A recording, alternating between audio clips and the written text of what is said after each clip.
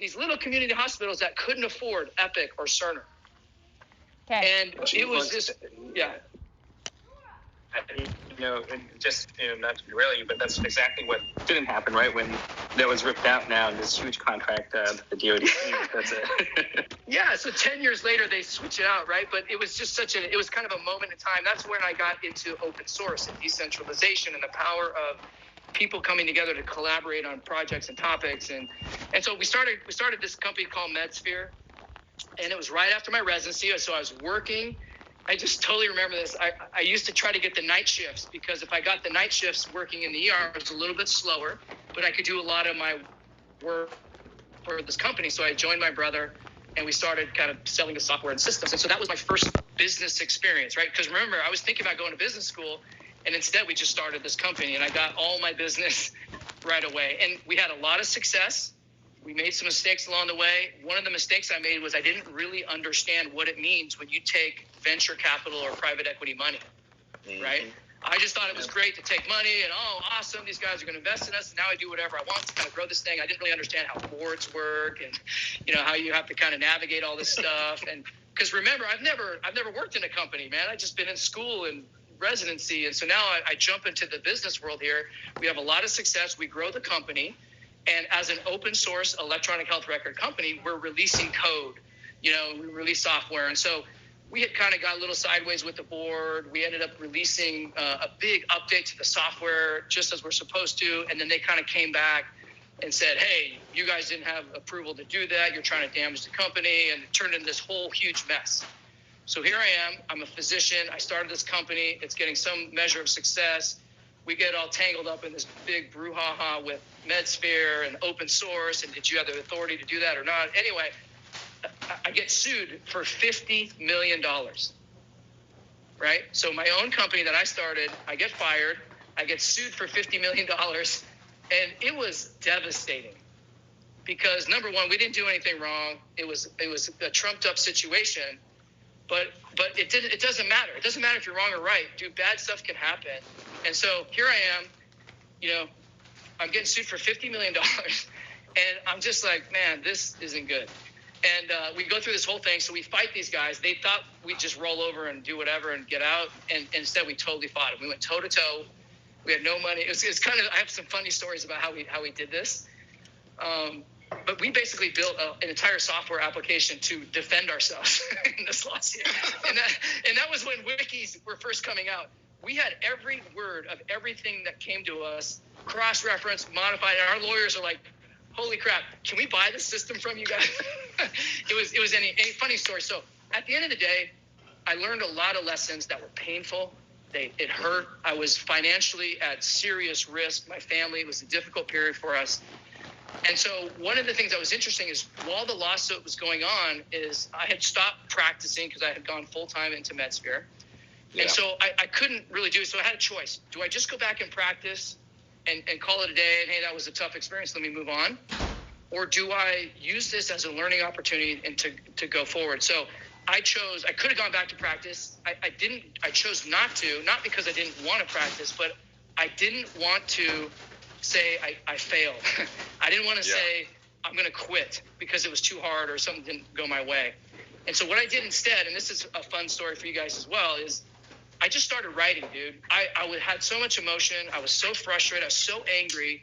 But this is when blogging was starting, right? And so I just started writing my thoughts out, right? And remember, awesome. I was like pissed, man. I was mad. I was upset. I had a lot to say. But it wasn't. I reckon I was smart enough or had enough coaching from somebody to say, don't put that energy in the negative backwards thing. Turn it all in a positive direction and on the go forward stuff. So what I did is I immersed myself in what I thought healthcare should be. And one of the defining books I read, because I started to read a lot and to write a lot and to start to speak and stuff. And by the way, at this moment, let me just set the stage again. You are in the middle of a lawsuit, correct? And you're no longer practicing, and this is all happening. Okay. That's right. Just want to make sure that everybody knows what it's really like to be a founder. Right? Yeah, here is all the glamorous stuff of being a founder right here. So I have nothing. And the other thing is I'm getting sued, so no one wants to hire me, right? I can't get hired. I'm like radioactive. And so I just start reading and writing. And so one of the books that really changed my life was I read the book by Michael Porter and Elizabeth Teesberg called Redefining Healthcare. Yeah. And for whatever reason, I was in the right moment, the right place, whatever it was, it just resonated with me. And what their whole book is about is healthcare should be redefined based on value. And meaning, what outcomes do you get for the amount of money you spend? And then he has all these theories about how you reorganize medicine that way. But it led me to just like this explosion of ideas. I kind of felt like, what's that dude from the movie Beautiful Mind, right? John Nash. Yeah, dude, like all these ideas. And then I started reading every book. John Nash moment, Scott. Sorry to set you off. I just want to reset the room so that everybody knows what we're talking about. People are probably like, John Nash, how do we get to this? But it's exciting. I have to tell you. I've been getting messages like crazy. People just saying, "Oh my God, he's like a real person." But I have to tell you. So we're gonna reset the room real quick, Scott, and then we're gonna ask you a few more questions. I see where your mind is at. You were just, And by the way, we have people that actually work with Michael Porter that are going to be coming up and kind of asking more questions as well. So it'll be great to kind of get their perspective. But so this is the MedTech room, MedTech Club. We are today talking to Scott Shreeve, CEO of Crossover Health, about his journey, and more importantly even, and what we're about to dig into now, is his most recent journey with Crossover Health. He was just talking about how he was, he played sports, and then that led him to exposure to medicine. He then went to med school, didn't really love everything, but at the same time wanted to follow through, did emergency medicine, and after emergency medicine, he really saw this incredible opportunity in what seems to be an open source EMR space. Scott, I don't know if you know this to be true anymore, but there's still a huge opportunity in that, but I'll let Matt talk to you about that a little bit. Yeah, exactly. And then he went through that entire journey, had some fun with some VCs, which we can talk about separately, and I have tons of questions for you on that, but we're not going to get into that too much. Yeah. You just raised a bunch of money from VCs, but, and then we're going to really what I want to focus on is you talked about this journey of coming from what is traditionally a fee-for-service world, emergency medicine. That's right. Right? Into now rethinking after Michael Porter's book about the journey to value. So walk us through how that specifically led to Crossover, because Crossover is very different than some of the other people out there. And I won't ask you about the other people. You can choose to abstain. But I will ask you. I'm ready. I'm ready to walk the nice edge. Yeah, go ahead. It's also great to, as Scott's story was being told, you can kind of see some of the elements, and I'm waiting to see how he put all this together. So looking forward to That's right. So team-based care, value-based medicine. Yeah. We're hearing it all, Scott. Here it is. We're gonna bring it all home. So we're on the home stretch. And actually, Scott, walk me through the genesis of Crossover. Go ahead, Matt. Sorry. Don's before. And just for the audience as well, so we don't want this to be kind of a mantle, as I can see it right now. So we want to be able to Scott to answer some questions, give Scott a chance to answer some questions. But we as the way the three of us like to run this room is to really have audience participation. So we'll have some time for the controlled questions, but actually probably on the back end of this hour, Scott, if you'll be cool with it, really bringing up some people in the audience. So we'll chat with him a little bit for a little bit more, and I'll try to bring it home. Yeah, go ahead. Everybody, please do raise your hand. We love to have a lot of audience participation. I don't know how often people are going to get this chance. So just want to make sure, that we do keep it open. Yeah. Like Matt said, it's great. It's not always the best thing to have a mantle. We'd love to get diverse voices up here. So please feel free to raise your hand. We'll bring you up, and we'll start asking some more questions. So, Scott, in the next 5 to 10 minutes, I'd love to hear about the genesis of Crossover Health, and really quickly, because I have a ton of questions for you. All right, I'll go faster through this phase, but it's important to get that background and all that collateral damage, right? Because it sets the stage for what happens next, which is I just dove in headlong, and I started reading like a madman, like crazy, like all the stuff. So Porter set me off. I got into all this other stuff about healthcare and payment and other things that I never really understood, even as a practicing physician. But it started to make me think about, wow, you fix the money, you fix the problem, right? Can we get it to new payment models? Is value really something that will be paid for in the future? Can we design these new systems? And that's what really led me to, well, if you look at any healthcare system around the world, they always, the best performing ones have a great primary care foundation. Oftentimes it's paid for in a different way or very low cost to get to, as many people as it can. And it has the ability to, help with downstream spends, right? Which is the theory, right? So that's how I got interested in primary care. Because you remember, as an emergency medicine physician, what I always thought was so funny is my colleagues like in internal medicine and family practice, man, they do all these great things, these algorithms, and try to save a few dollars here and there. And if your patient shows up in my ER, dude, I'm ordering like a $50,000 MRI after 2 minutes of talking to them.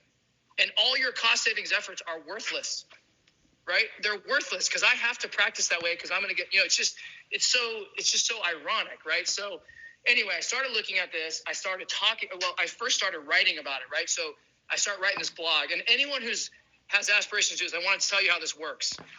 You've got to put out 50 blogs before anyone even reads it. You got to put out another 50 before anyone even cares. And then you got to put out another 50 blogs to have some people start to get some traction. Once you get above about 150, 200, now people start to say, hey, this guy's or gal's got some thoughts. I like this. So I started writing. I started getting invited to speak about some of these ideas. And all my ideas were around reinventing primary care, paying for it differently, having technology leverages. And this is at the same time, for you guys to tie that together, is the Health 2.0 movement, right? So this is when I'm starting to speak and to write. I'm meeting Matthew. I'm meeting Indu. We go, why don't we just start talking about this? And me and Matthew had this kind of fun banter about what healthcare 2.0 is. And the argument was he thought it was going to be just like little widgets and tech and stuff. And I'm like, Matthew, that's cool, but you're missing the whole point. It's a new system. It's a new way to think about it. It's a new payment model. It's much more structural and architectural than it is cool tech.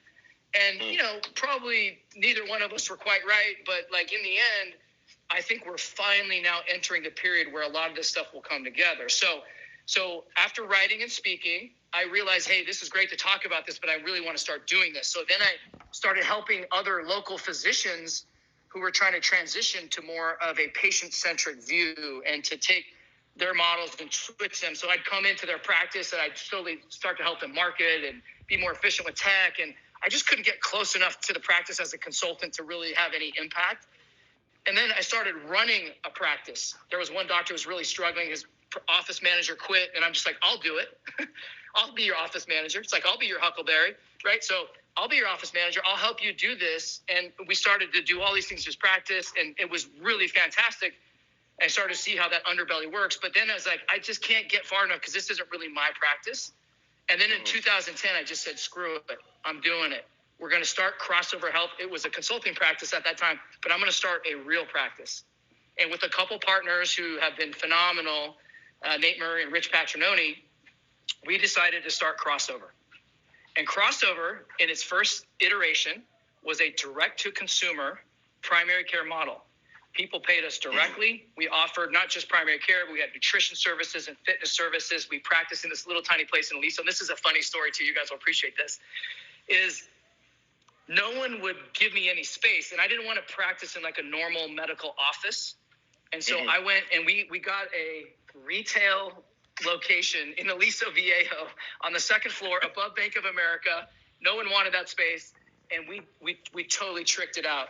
And instead of having normal people build it and architect it, I went to all the surf shop guys down here and said, I want to design a space that's totally different. And it's not aesthetically different. I want it to function different. I want it to when you walk in, this is how the patient wants to engage. And we don't have a waiting room. We have a showroom. I have integrated rooms. I have a gym inside of it. And so it was this new concept. And that's how Crossover started. And so we start this thing. It's a direct primary care practice. It's 2010 now, right?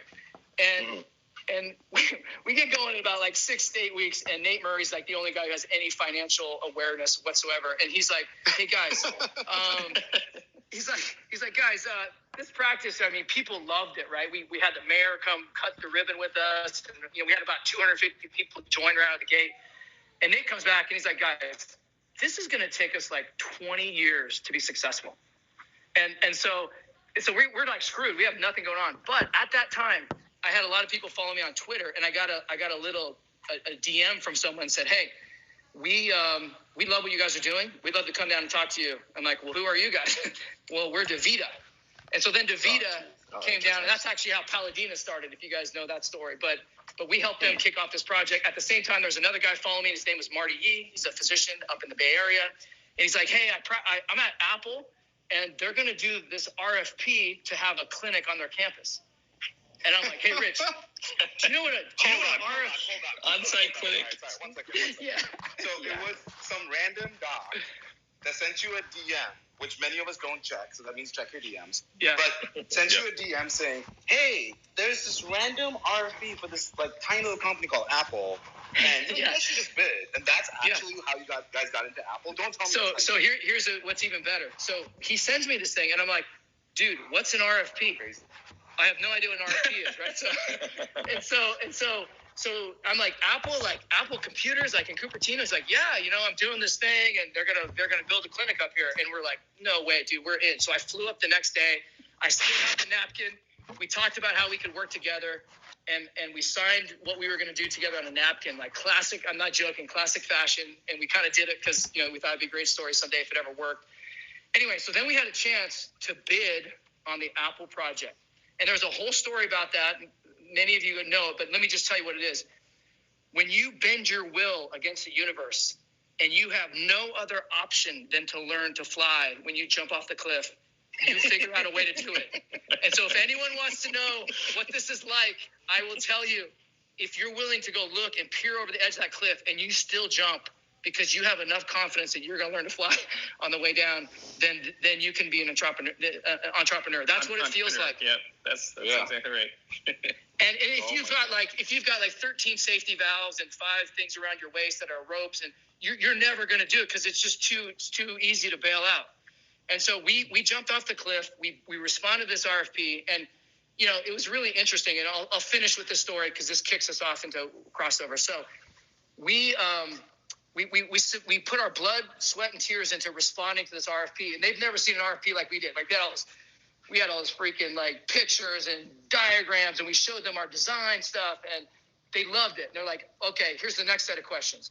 And every time they're giving us these questions, it's like, show me your last 10 years of operating experience, your balance sheet, and your 10 customers that you have. And we're like, dude, we have 0 and we have nothing, and we're going to still respond to this RFP. And so what we did is we realized, and this is a great lesson to learn too, you cannot compete with the big guys. Don't even try. But what you have to compete on is what makes you unique and different. And to Apple's credit, they saw that we were trying to do something different. They felt something different from us. They saw what we were trying to create, and they said, and I really appreciate this about them. They said, you know what?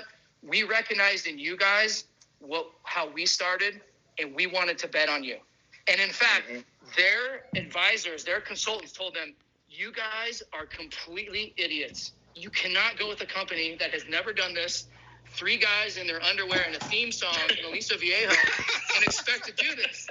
Like, what are you doing? And they did it anyway. So that's their credit. So anyway, so that kicked crossover. We won the bid. We go in there and we co-design an incredible space. And to Apple's credit, we learned how to design clinics with them. We built a mock center in a warehouse in freaking Cupertino, California. And I never knew you could talk about a light for 3 hours, but you can.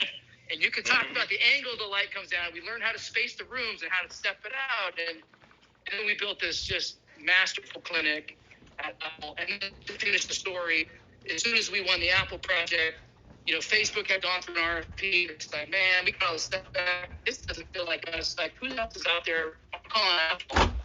They sent us, their request. And we answered it over the weekend. And then we won Facebook. And then we went to and then Congress. And so this is how we started. Actually, suddenly. And it's just great.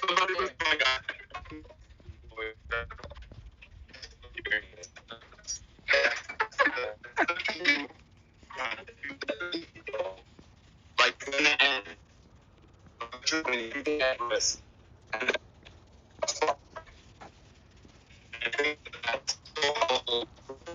honestly, more than anybody else. I know there's a bunch of entrepreneurs in the room, and that's great, but for position entrepreneurs, I think it's even a little bit crazier because people think we're insane.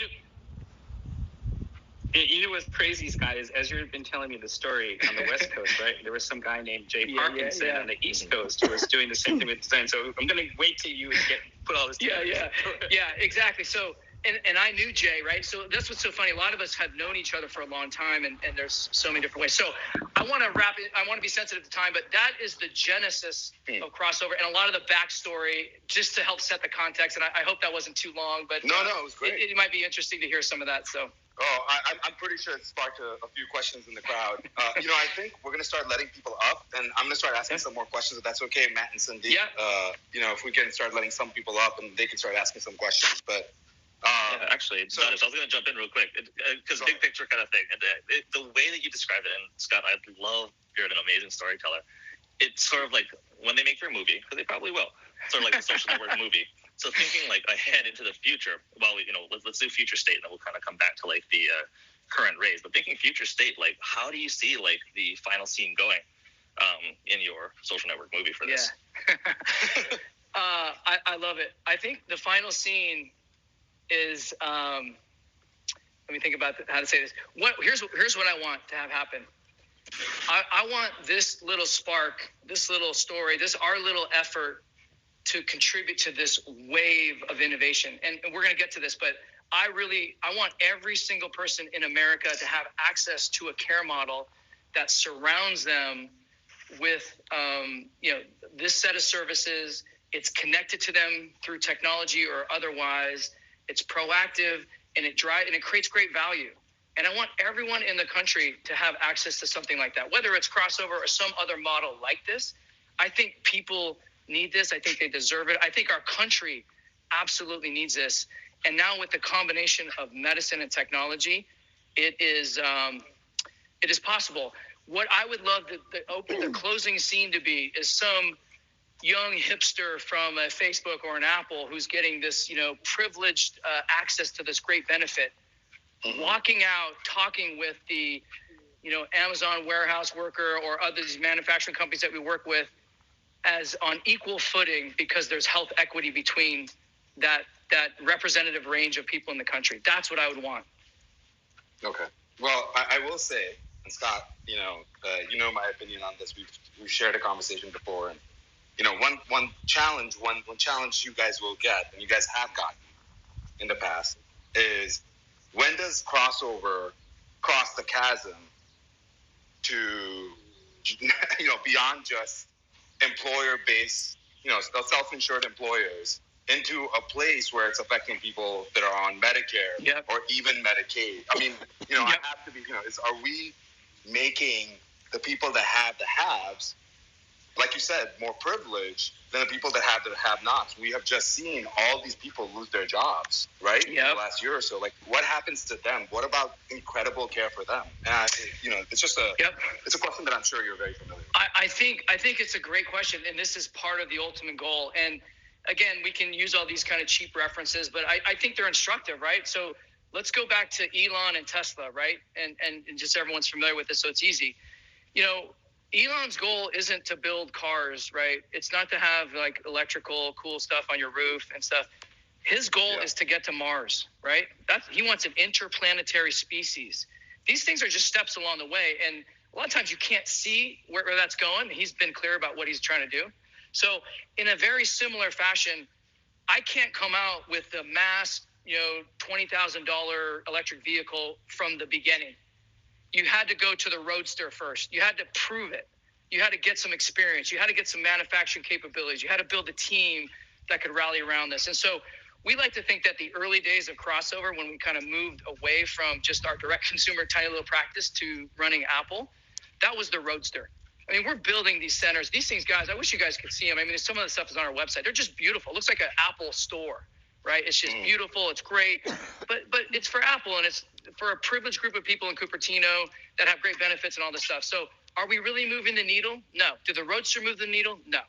Okay, so now I got to move to the Model S, right? I've got to go to the next thing, which is a little bit more mass-produced, still high price, still maybe not quite accessible.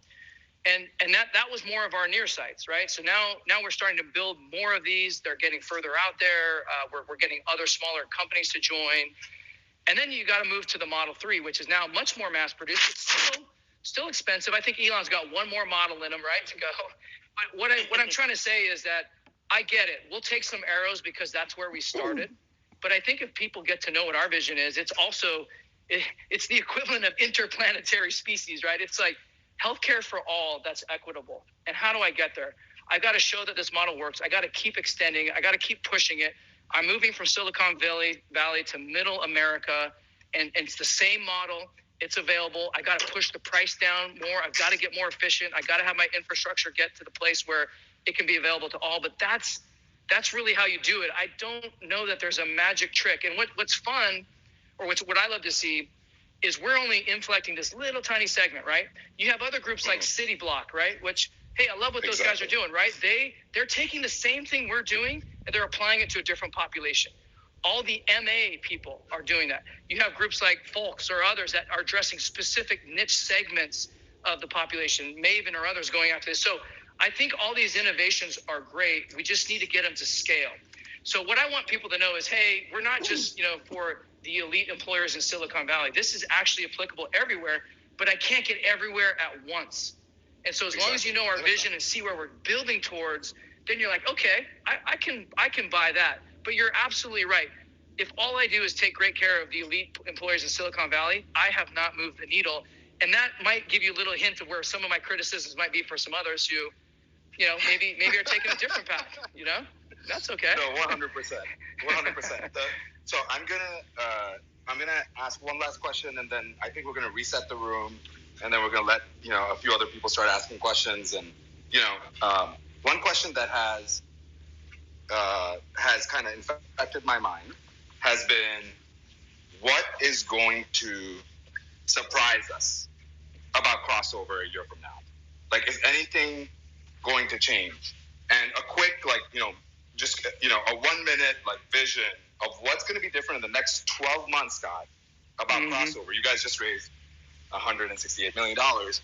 What's going to change in the next year? Our entire world has changed in the last year. What's going to change about crossover in the next year? And then we're going to reset the room, and I'm going to go to Sam and Dr. Shoshana and everybody else. Okay, that'd be great.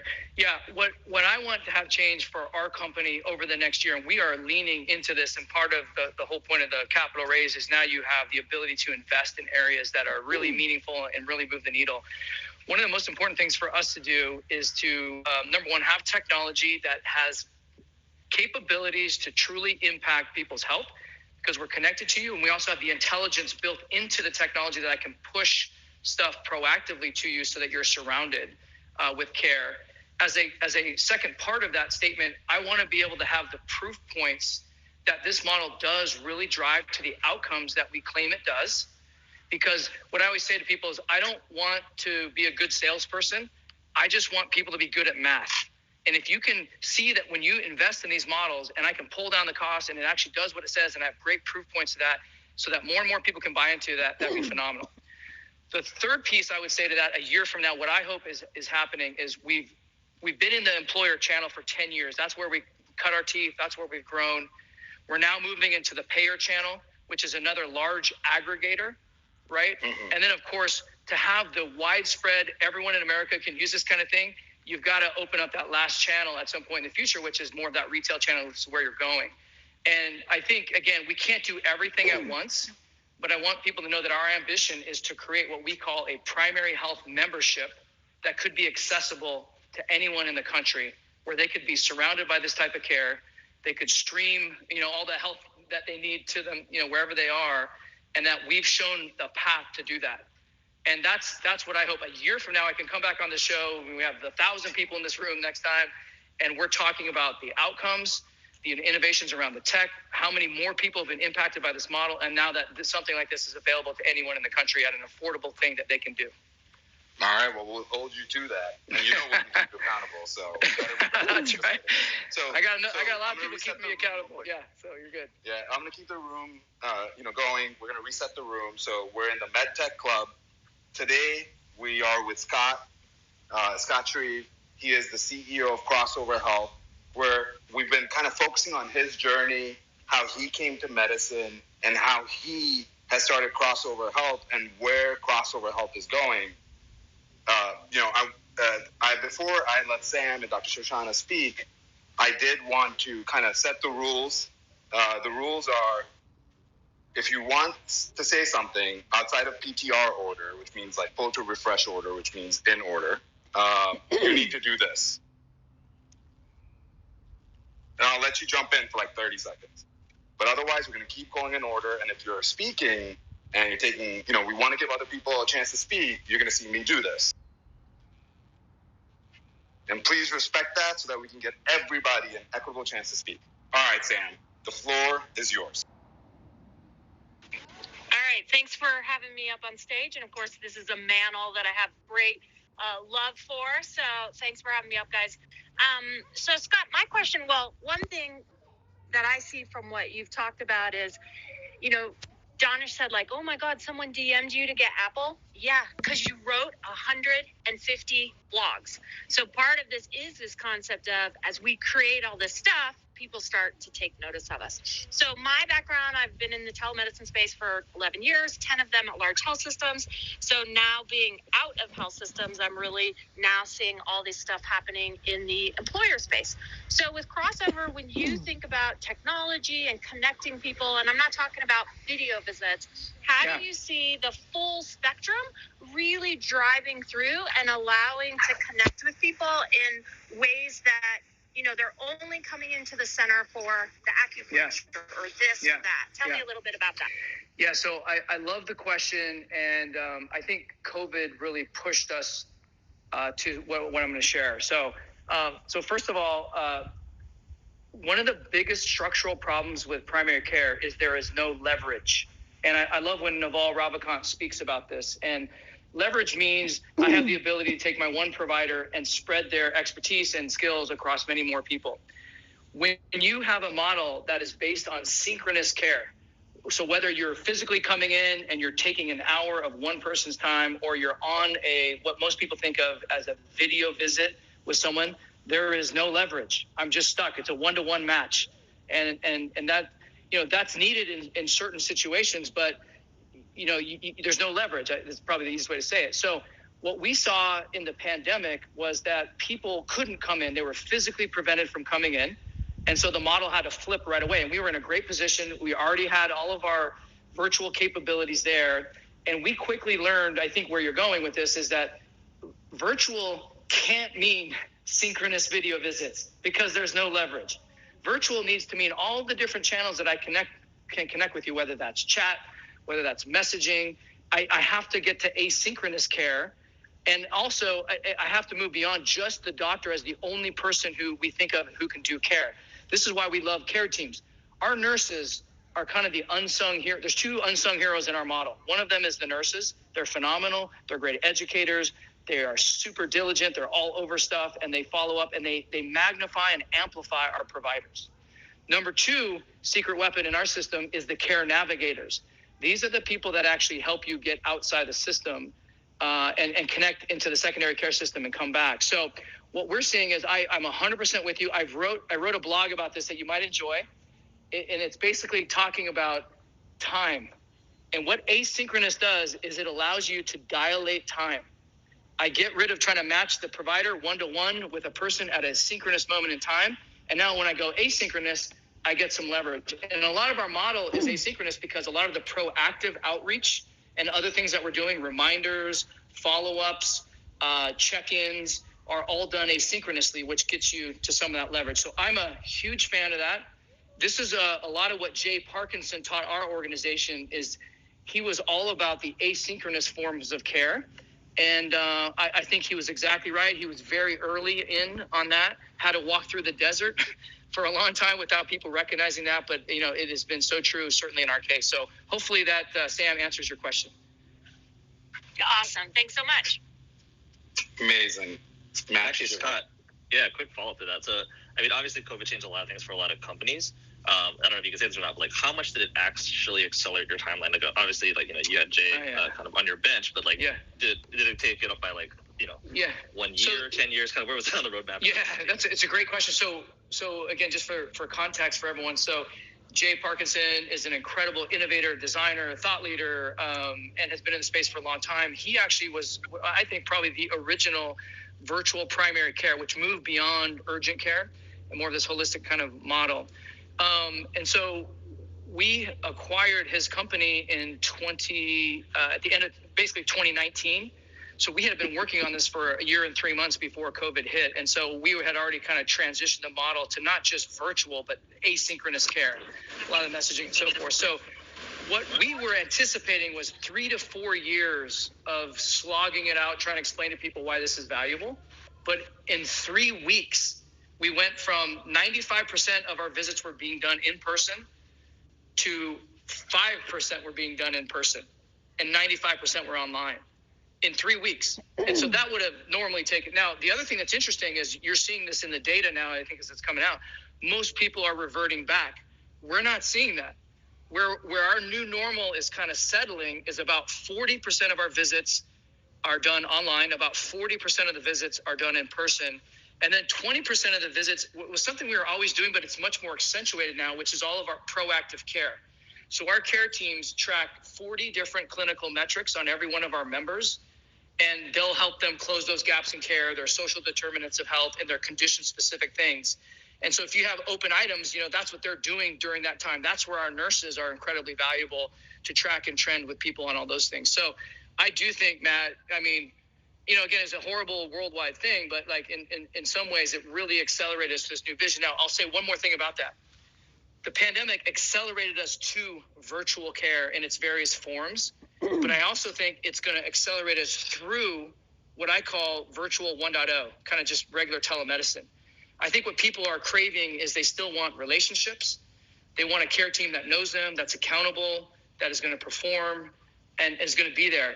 I think the days of cheap, urgent care, 10-minute conversations with a random doctor, there is little value in that. There is value in that, but it is not as much as it could be. So the cheap digital only app is very different than the rich ongoing relationships that are possible when you have care teams that manage your condition over time.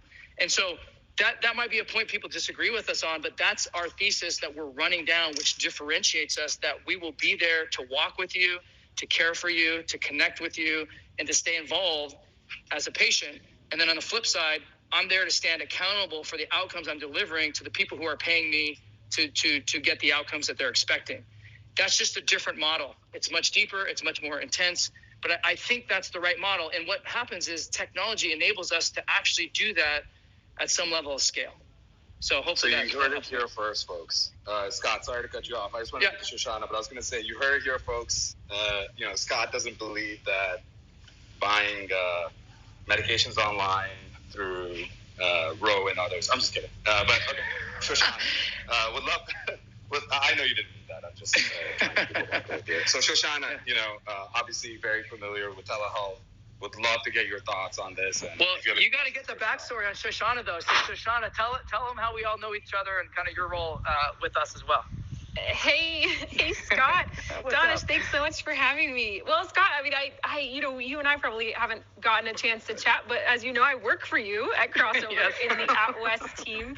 So I am part of that new asynchronous telehealth team. And I just wanted to tell you and everybody here, I love Crossover so much. I wanted to say thank you for giving me an opportunity to provide care to patients in a model that's truly patient-centered and that utilizes interdisciplinary teams to their full potential. That's been so eye-opening and wonderful. And for me, it's just so fulfilling to be part of a company that's focused on keeping patients' needs at the center of everything that we do. So for me, transitioning from being a hospital-based doctor to now a primary care team has been completely eye-opening and shown me what's possible for a care model that's not only wonderful for patients, which is of course what we want, but also a really great place to work as a physician. So, my question is, 10 years ago, did you ever think you'd have built something like Crossover? Yeah, well, thank you. So I'm going to have a question for you at the end of this, but yes, I do think we had an idea of like, hey, this is the direction we should go. But there's been so many things that we've had to add and change and adjust. So I could never predict to know the future or be exactly right. We've had so many iterations, but I do think directionally we were right? Which is, I think a care team-based approach is incredibly powerful. I think that, being accountable for the outcomes you achieve and, all the things I talked about are great. one of the things, and I'll have Shoshana speak to this, that I didn't appreciate when we started, I didn't know how much the care teams would love practicing together. You know, if you think about it, therapists and mental health therapists are often kind of isolated, solitary practices out in the community, and they love to be a part of a team. Not just because they feel like they can practice differently and better, but they're learning from their colleagues and they're also teaching their colleagues. Our primary care physicians are so much better diagnosticians, more empathetic caregivers, because they're surrounded by all these other disciplines that are excellent. And those disciplines get better because the primary care doctors are also learning from them. And what I love about this is this goes back to my sports days. When you have a team that goes through the desert together and they go through battles and struggles and fights, and listen, not everything's perfect, I can tell you that, but you know, they become a team and they are a powerful force to do good. And what is all their effort around? It's taking care of their defined population. So we have a term we use at Crossover. We have designated teams taking care of defined populations. That's what allows this accountability to happen. So Shoshana, I put it back to you.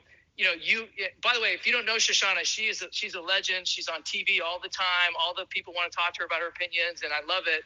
But how has that been with the care teams? What are you learning as a primary care physician? And I just love to hear how your experience has been in that team environment. Yeah, thank you, Scott.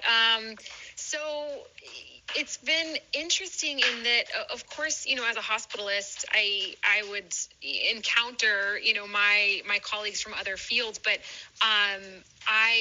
you know, with Crossover, all of our like huddles have, you know, our physical therapists, our mental health providers, even our health coaches, like involved in the conversation. So we're constantly learning from each other and then able to kind of talk through various patient cases in real time, because, you know, I was at a near site providing care in person up until the beginning of COVID, and then switched to the all virtual team. But because we're sort of always mattermosting, or it's like a Slack channel with one another and able to kind of connect, it's just been such a different, more collaborative way to care for patients. And I for sure, I mean, the feedback that I'm getting, you know, anecdotally from patients is that they really love it, that they're able to connect with, you know, various providers that are helpful for them. And then we're able to talk through cases. You know, I just attended a huddle with the head of mental health for our At West team, who is a PhD psychologist. And she was talking about, you know, what do we do when, you know, a patient is in fact displaying suicidal thoughts, or we're concerned from a mental health perspective. And that's something that, of course, I learned in medical school, but I'm an internist, right? And so, you know, getting to kind of refresh on a lot of those things is just really, I mean, it's so helpful, right? And of course, really good for patient care when we're thinking, you know, able to learn from each other in that particular way. So it's just, all in all, fantastic. That's great. Amazing. Well, I will say we did not plant Shoshana here. This was not an actual plug. No, I just showed up. No, it actually ties in really well. So Danish and Scott, just make sure for time check at the top of the hour, you're okay hanging out. I'm good. Yeah, I was planning on. I'm planning on like for a 4-hour session, man. Yeah, let's do it. Let's do it long form. So clearly has to have. No, I guess, you know, just something just popped in my head is as you guys have been talking about, you know, the quality of the primary health approach that Crossover is kind of pioneer in scaling, part of the funding. You know, what's your approach in terms of how other companies are going at this, right? So, you know, obviously the big gorilla in the room is kind of Amazon now coming behind us, and other companies that Danish alluded to. And, you know, your model, getting to understand that, you know, the depth of what your guys are aiming for. I guess, you know, can you just speak a little bit about how you're going to differentiate what you're going to do versus what it seems like everybody's now starting a primary care practice? Yeah, so I think it's a great question, and it's something we get asked all the time because, again, go back to what I said earlier. Primary care historically has had no leverage. So one of the problems if you have no leverage is how do you scale? And so it's a question that comes up all the time. You know, all the investors want to know and others want to know because healthcare is also so local and so forth. So it's a real challenge. So a couple comments, first of all. So number one, this is a $4 trillion problem that our country has. And it's pervasive. It'll make us less competitive in the world. And it's a real challenge when 20+% of our GDP goes to healthcare. And, that just means resources aren't going somewhere else. And so how do we use those resources that are going to be more effective? So I do think we have to have a view of let's get as much innovation as we can. Let's try several models and let's see what works. And, some people have interpreted that as okay, great. I'm going to go take care of, all the people that, can spend $5,000 a year on me in a concierge practice, and they can be successful and they will do great. And their limit, it's back to that ER problem I had, that they will take care of a small subset of problems. And we should learn from those, and that's great. Okay. Then there's going to be other groups that are going to go after other populations. And I think, as we said earlier, the Medicare, Medicaid population, I think there's other special needs populations that should have some innovation. And of course, for us, our philosophy has been, we're going to go after the employer space. It's kind of a little bit more of a niche area. I think employers are unique as payers. They have different incentives. They have different motivations. And we think they're real innovative. They can move fast. And so we've chosen to spend and bend our efforts in that area. There are other areas it was asked earlier about, hey, well, when are you guys going into Medicare? And we've chosen not to go into Medicare now. And the reason why is my architecture of my company isn't built to serve the needs of the Medicare population. And that's actually something that's important. There's a phrase that I really like: architecture is destiny. We are purpose built to serve the needs of the employed workforce, which is from age 20 to 65. So we have a ton of stuff around mental health. We have a lot of stuff around, new mothers and fathers, newly married couples, other kinds of stressors, other things that are purpose built for this population. It doesn't solve the world's problems. I can't promise you unicorns and rainbows on every dimension, but I can be excellent at what I do. And the thing I like about employers is it can get us to some level of scale. So as I think about this and I look at all the shiny objects in the world and all these things, and we had some of our other colleagues who've raised a ton of money recently who would do one segment. But I'll tie this all together is what Crossover's doing is we believe in the long game, right? I believe this is the right model, and I'm going to fight and keep going. And what's happening is all these shiny objects are blowing up all around me, meaning oh, here's the latest WizBank digital health app. Well, here's the latest, I'm going to send prescriptions to people.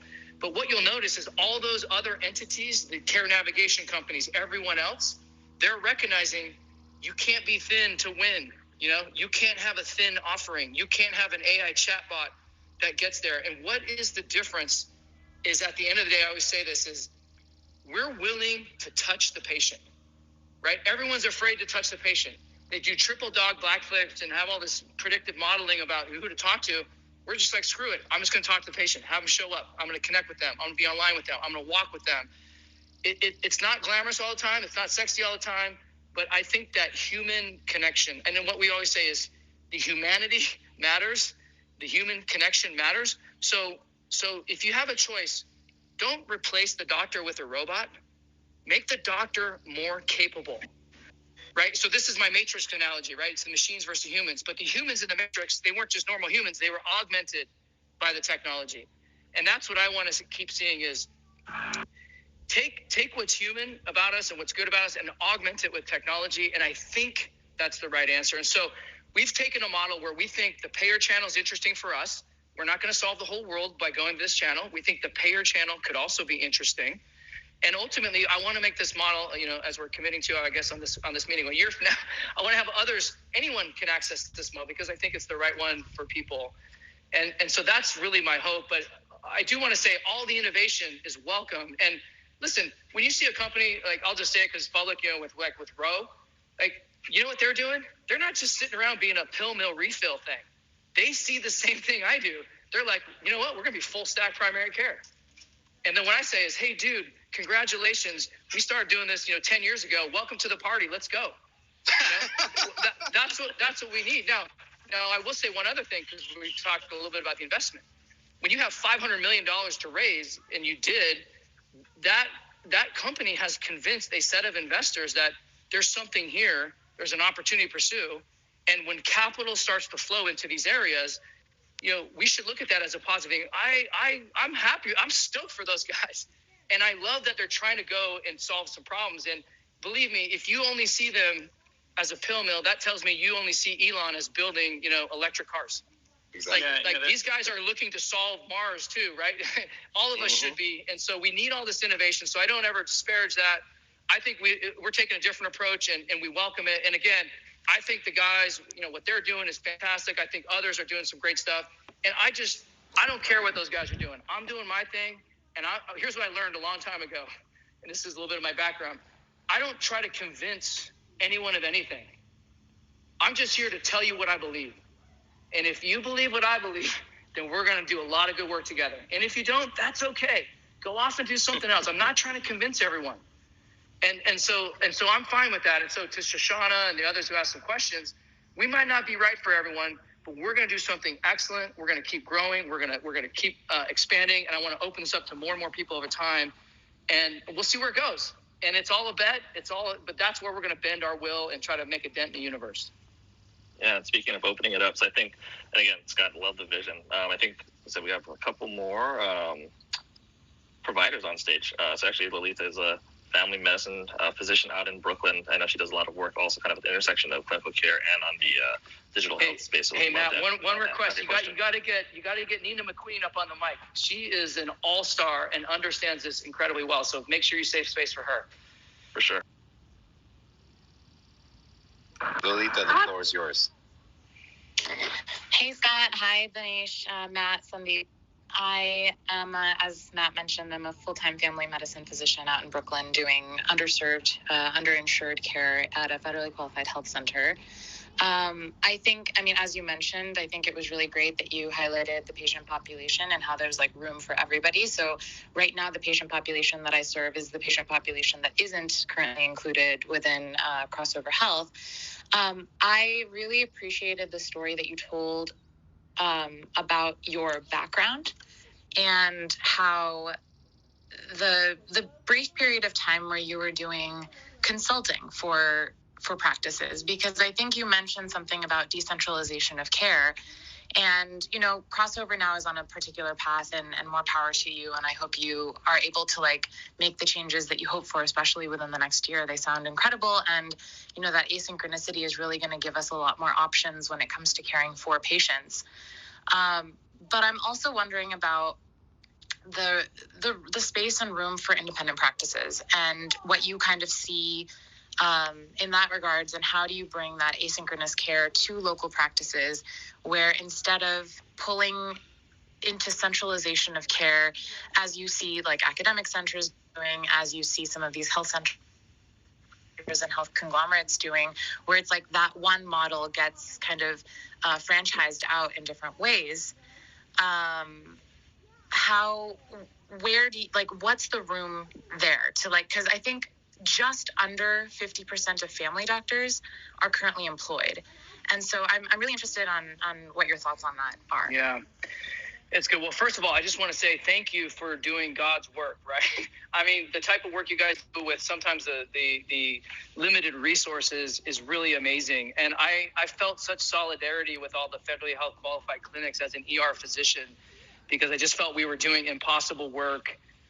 So thank you and congratulations for what you're doing, number one. Number two, listen, one of the challenges, again, with primary care is scale or leverage, which we've already talked about. The other one is scale. A lot of primary care practices, when you're kind of on your own, it's very challenging to invest in the types of systems and services that really, that the big boys get to play with, right? And so you're at a disadvantage there. I think where you still have the opportunity to compete is if you can come up with the financial models and the business models and hopefully the clinical models that can really drive to this. But I do think an independent practice in this day and age, it's a tough slog. But I never bet against the innovators. I never bet against people who are willing to jump off the cliff and learn to fly on the way down. And I do feel like a lot of our independent primary care practices are doing that. Now, the one thing that I'd love to see happen is, again, going back to my open source, decentralized roots, how fantastic would it be if some of the software systems, some of the systems and processes could be open sourced, where everyone could have access to the tools that enable this. And I don't have a specific way to help make that happen, But man, can you imagine if there was a way where an independent primary care physician could access some of these robust, powerful tools as that information gets decentralized, as there's more ways to access that, so that your little practice could be armed to the teeth with capabilities that normally are reserved for the big boys. And I'd love to see that happen. I think as we get the bigger scale and opportunities, I come from that background. I'm familiar with that world. I love the ethos, and I'd love to see if we could be more helpful to that. Because, part of, when we work with a lot of these big companies, they're not always like, fan favorites, right? And they're often looking at ways, well, how do we give back? How do we contribute? And one of the companies we work with, very well-known company in the Bay Area, they live right next to a very rough area that's very underprivileged and underserved.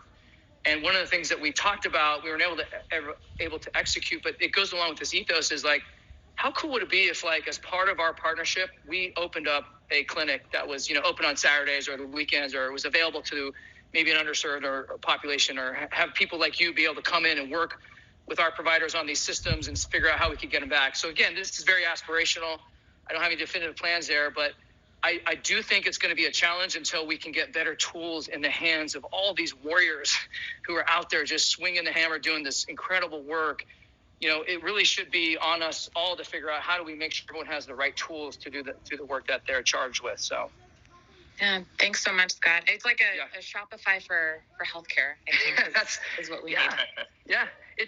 Could you imagine if you had AWS for primary care? Just that you just tap into the infrastructure, and now you compete on your service level and these other things, instead of like you're kind of outside the box because you can't afford the tech, or you don't have the sophistication because it's just so small or whatever.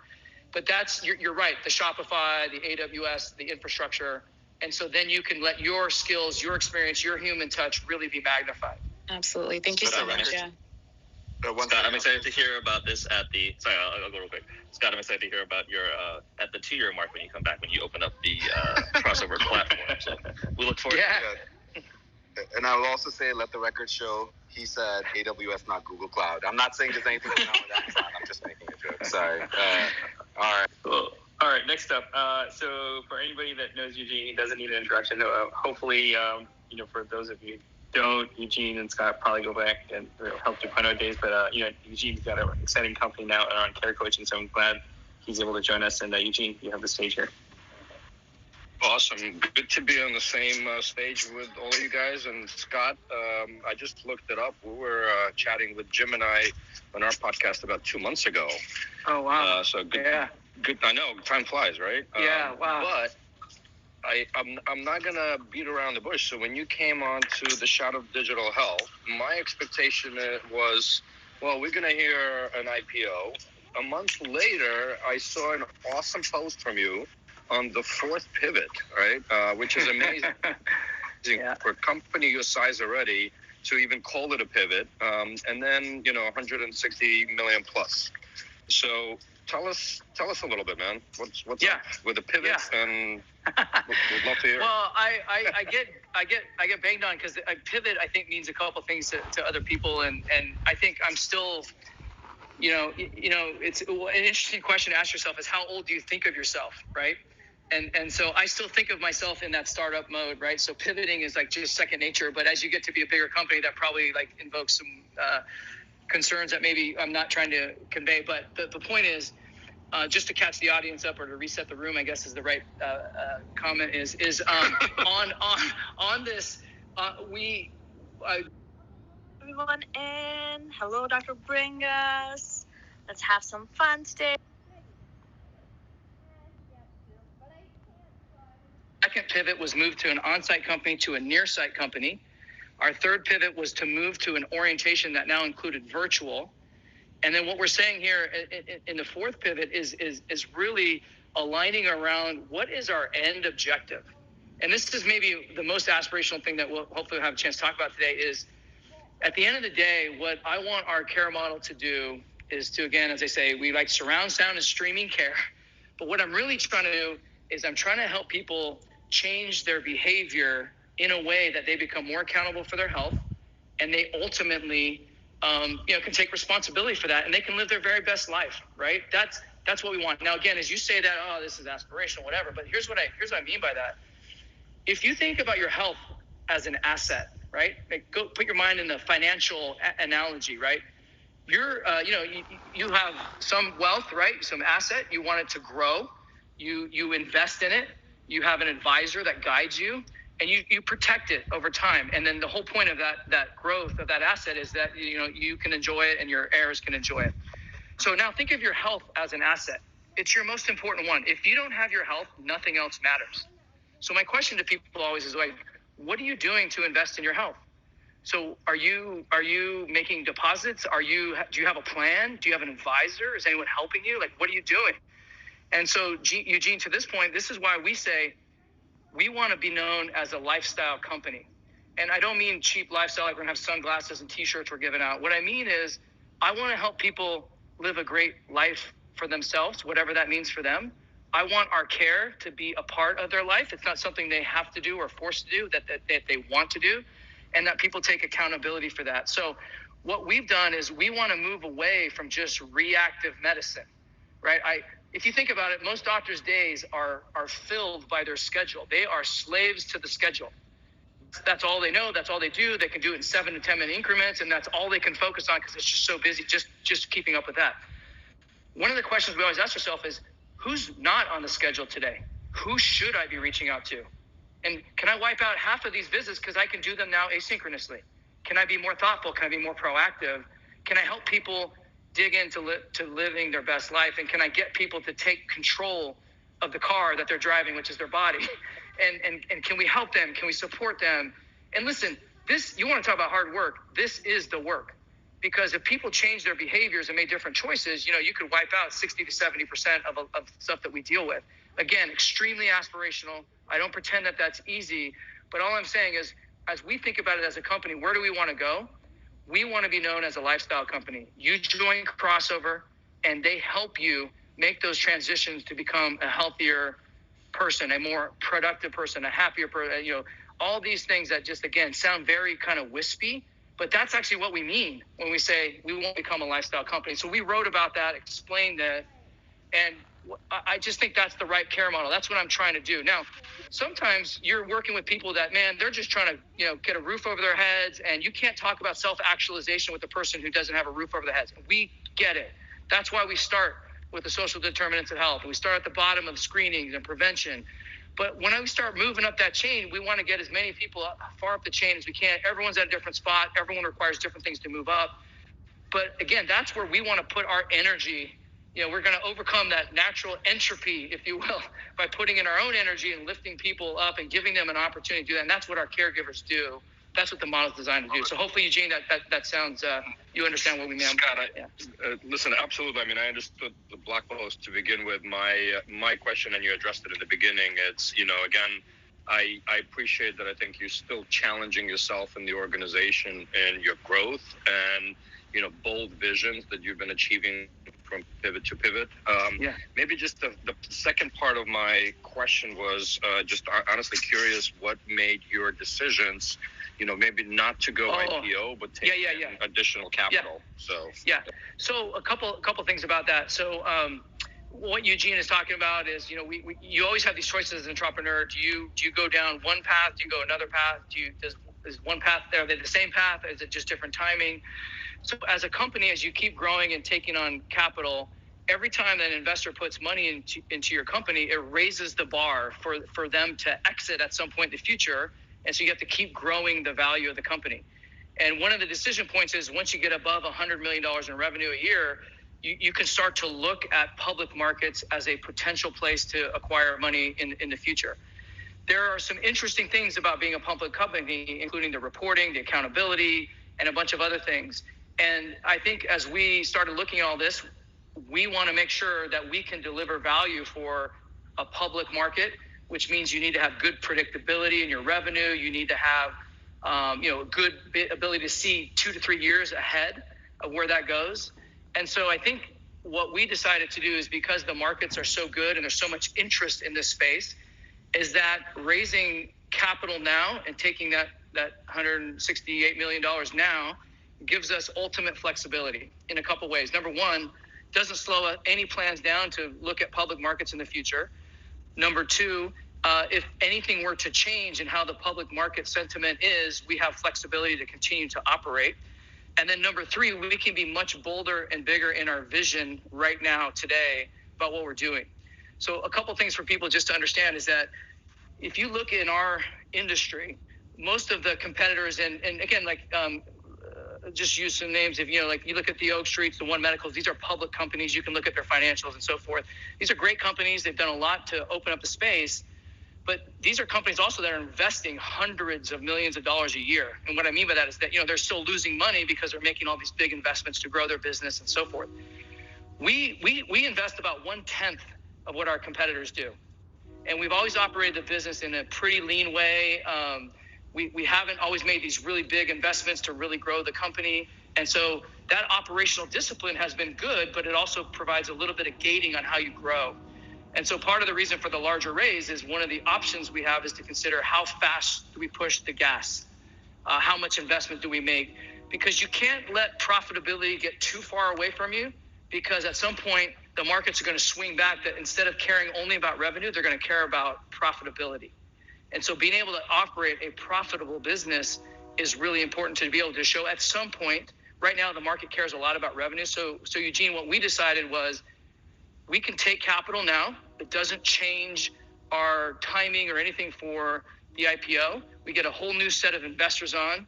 We did the whole round of meeting a lot of investors to tell our story, and now we have the chance to kind of go back and keep going. So we'll always explore that. I don't really have much more today than that, but that was kind of the thinking, and this path seemed to be the right choice for us. Incredible. Thanks, Eugene. Appreciate the question. And Scott, we're going to keep moving down. Okay. Great. So Jeff Englander would love to hear your thoughts and any questions you might have for Scott. Thank you, Danish, and thank you guys for having me. Thank you, Scott. So Scott, we're digital health tech consultants, and one of the things we try to help clients do is separate and differentiate companies where there's a narrative that plays well and those where there's a real impact on patients and healthcare. So you mentioned earlier, you can't be afraid to touch the patient, create that human connection and relationship. So what I'm wondering is, what are some of the things that you may have done or that you find yourself doing to be there for patients that you didn't expect to be doing early on?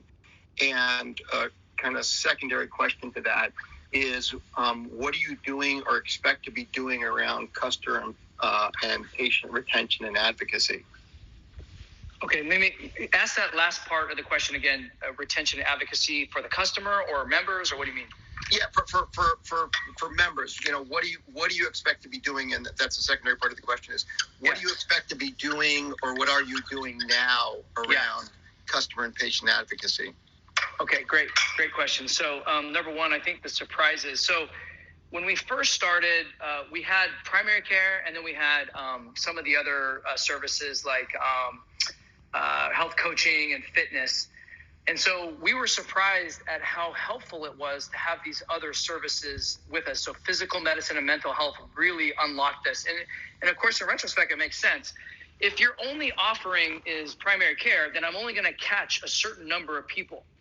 But when that same offering now includes physical medicine, mental health, health coaching, and care navigation, my aperture to catch more and more people into the model grows. And what we find is all I need to do is have one person interact with one of our providers, or to come physically into one of our centers. And that's like the magic catalyst. And then once someone does that, 70% of the people who do that will stay with us as their medical home. It's just a much better experience. It's so easy and convenient. You got tech to connect you with the teams. And so I think I've been surprised that just adding those other services has been so helpful to get more people exposure to the model. And once they get exposed, then they're kind of in it to win it, and they want to be a part of it. The other surprise, maybe more recently, is over time, as we're with the clients, they love our service. And when we first start, the only thing they care about is the experience. This is a great experience. The utilization is wonderful. People love it. A lot of good buzz about it. Becomes the best benefit. And that's really great. But over time, the clients start to expect more. Okay, well, hey, you're getting a 93, NPS score. What have you done for me lately? Like, let's move on to the next thing. And so they're now wanting to see more clinical outcomes. And so when you start moving into clinical outcomes and total cost of care, then I have to start adding more capabilities to serve these evolving and more demanding needs. And so we added care navigation. And I think I might have mentioned this before, that our nurses and our care navigators are really the unsung heroes of our model. The care navigators are the ones that when I need to refer you, because remember, 85% of the spending is happening outside of primary care. And that's probably a conservative number. It's probably 90%. And so I can't say, hey, Jeff, you need a cardiologist, good luck, and then expect to kind of manage costs in the system. I have to say, Jeff, you need a cardiologist. Here's the 2 that we've already vetted. We can get you an appointment next Tuesday, and we will get the data back from you, full closed loop. And that's really powerful in managing costs, because how many people get kind of pushed out like a pinball machine, just ricocheting around, racking up a large bill, and now you can kind of surround them with this kind of a service level and those care navigators. And so those have been maybe my 2 surprises, is maybe 3 I should add, the nurses, which they're phenomenal in their education and really kind of providing the glue to make it all work. So the nurses, the care navigators, and the breadth of services were the surprises. In terms of the members, this is kind of a fun story too. Remember, when we started this, we're just a bunch of doctors, right? But we had to learn to become facilities experts. We had to become designers of these buildings and the workflows. And then we also had to become marketers. We never, I'm not a pro at digital marketing. Now we are, but it was at the beginning. And so how do I communicate people the value of this? How do I make sure I'm top of mind when they need me? And how do I work with our employer client partners to have messaging and so forth that actually is effective? And so I think for the members, they are expecting an easy, simple, convenient thing. They want to know there's a human on the end of it. And that's actually important is this is where some of the automation kind of falls short. Is what we found is if you can establish the human connection, then the automation can lift you to the efficiencies that you want. You can't really go the other way around. And so what we found is that the members really want to be connected to their teams. They want to build a relationship, and they want it to be simple. And then they want to have choice. Well, I don't need to come in because I already know you, and let's talk about it here, and we're done. Or you know what, I really want to come in. Okay, let's do it. Let's be done. So I think getting those members to stay with us is really important. And so we have an interesting thing in our company is that the way we get paid as a company sometimes is dependent on the amount of use by the members. And every 12 months, that use gets refreshed. So someone who was a member kind of drops off the member file, if you will. And in some of our models, we get paid by the number of members who are engaged. And so the more people that we can stay engaged with us, it becomes a really important part of our business. And what I like about that is it aligns our interests with the employers. Because, again, every single person who walks through my door, for that, I'm saving the employer about, up to 30%, right? 15 to 30%. So they want as many people to walk through my door as possible. But in Silicon Valley particularly, there's no compulsion, right? They just make it open. So I have to compete with every other provider there. I just have to be better, easier, simpler. And then they come in and we keep them and we do a great job. So I think a lot of the membership thing, I'll add one more thing about that. We also realize for the members, it's not just the care that they're interested in. They expect that. That's kind of a given. What they're also looking for, and this is where we've really unleashed the beast with our own care team providers, is we create a whole set of programming for our members. So anyone who's a member of Crossover can come online. We have a service we call Be Well, and it's basically all the videos of all the providers. It's the fitness classes. It's all this other set of materials, courses, lectures, materials that they can now enjoy. It's kind of like Peloton, if you will. You just sign up for Peloton and then you get access to all this great stuff. And that's the reason why we do that and have invested in that is we recognize that if I can engage people in their health, if they feel like they're a part of a community, they're going to step into this. And I need that because I need their peers helping them. That's part of our treatment, if you will, that people are engaged. They're not isolated. There's others who are struggling with them through whatever the situation is. They're a part of something. And that's really an important part of medicine. And back to our colleagues who are at the FH, the federally qualified clinics, it's so much more than just the doctor talking to the patient. There's so many social things. There's life things. There's transportation things. So you got to look more holistically. So our effort to retain the members is to create value for them through some of this programming. So hopefully that wasn't too long-winded, but I want to make sure we answer both of those dimensions. No, that was terrific. Just one quick follow-up. You mentioned, as an entrepreneur, there can be no, harness or anything. I think the Zen quote is, leap and the net will appear. And that's fine when you're the entrepreneur or one of the founders, because you can crash at the bottom of the ravine and pick yourself up and kind of dust yourself off. But how do you instill that confidence and that sense of trust in the people in your team, especially as you're getting up and going? And what did you find yourself doing as a leader, especially as the team, kind of hit those first struggles? I think it's a great question. I might have to go back to my football days. And so I was a quarterback, right? And I had a chance to play at BYU and all this other stuff, Ty Detmer. So I just want to really caveat this, first of all.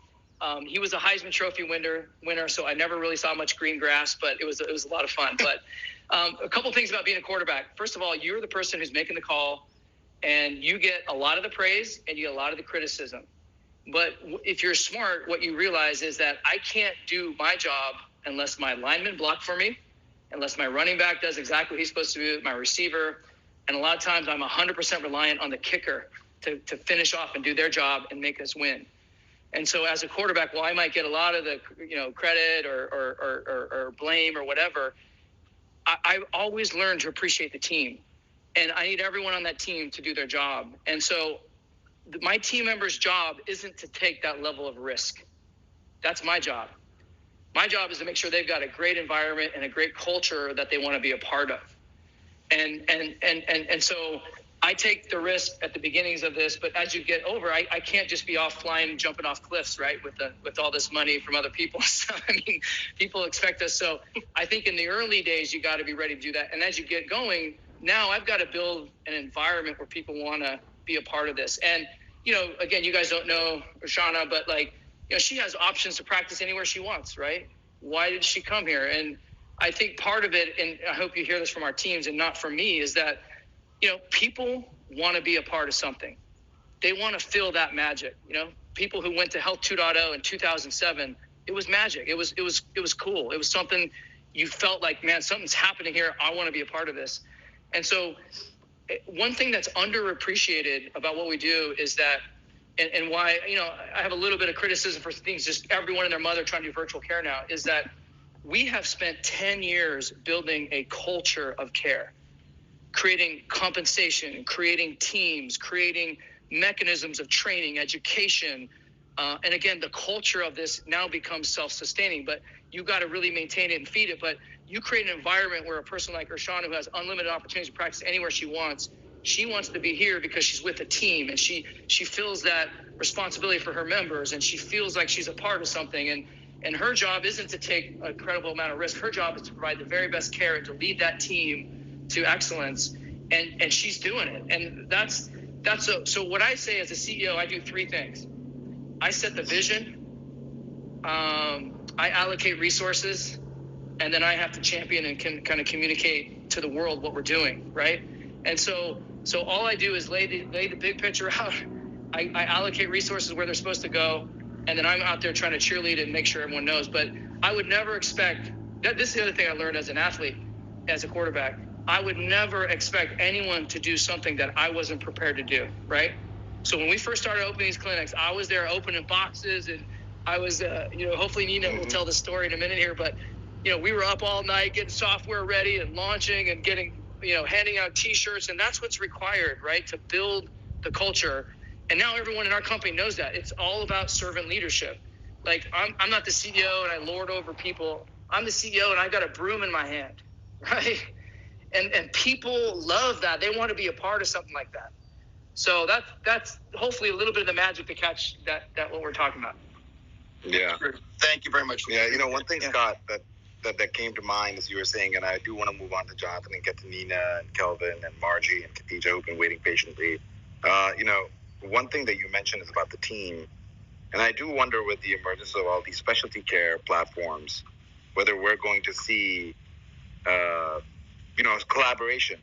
And that was sort of a question for you before we move on to Jonathan, which is, do you see, the Vertas and the, those other sort of verticalized specialty care plays being collaborators or potentially distinctly separate?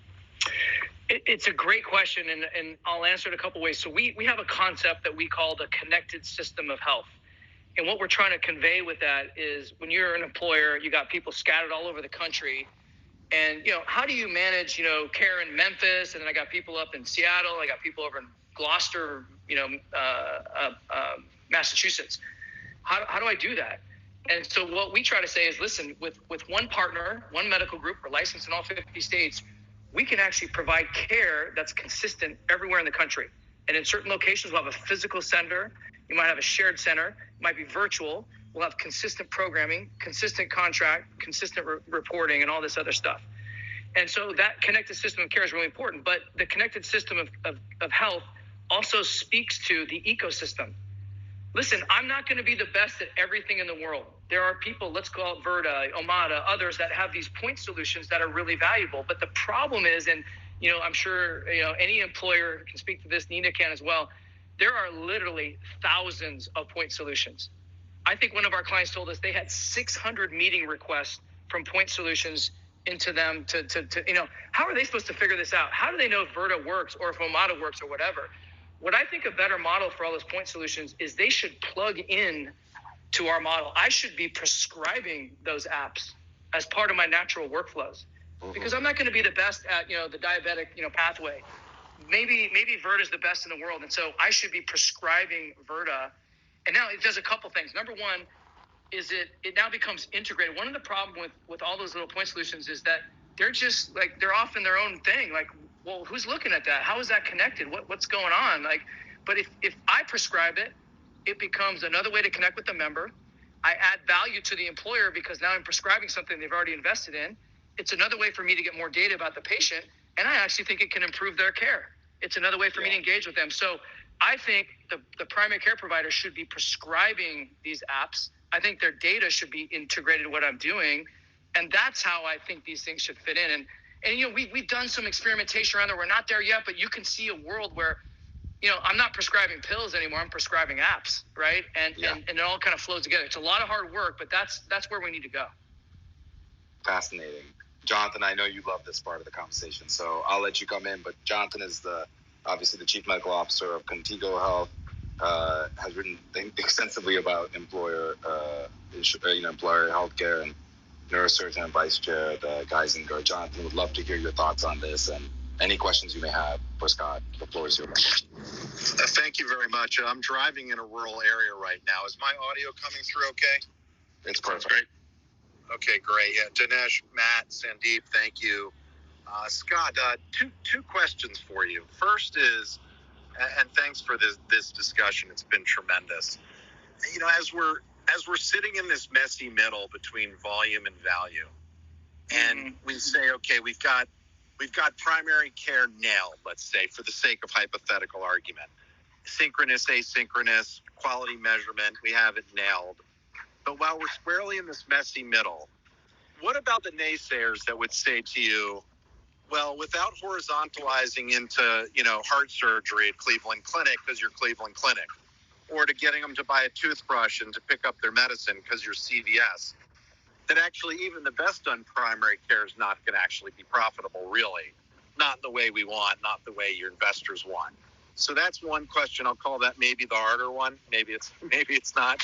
The second one, and thank you so much for calling out the importance of outcome and quality measurement, for your work, our work, particularly in the telespace, but really just in the employer space in general.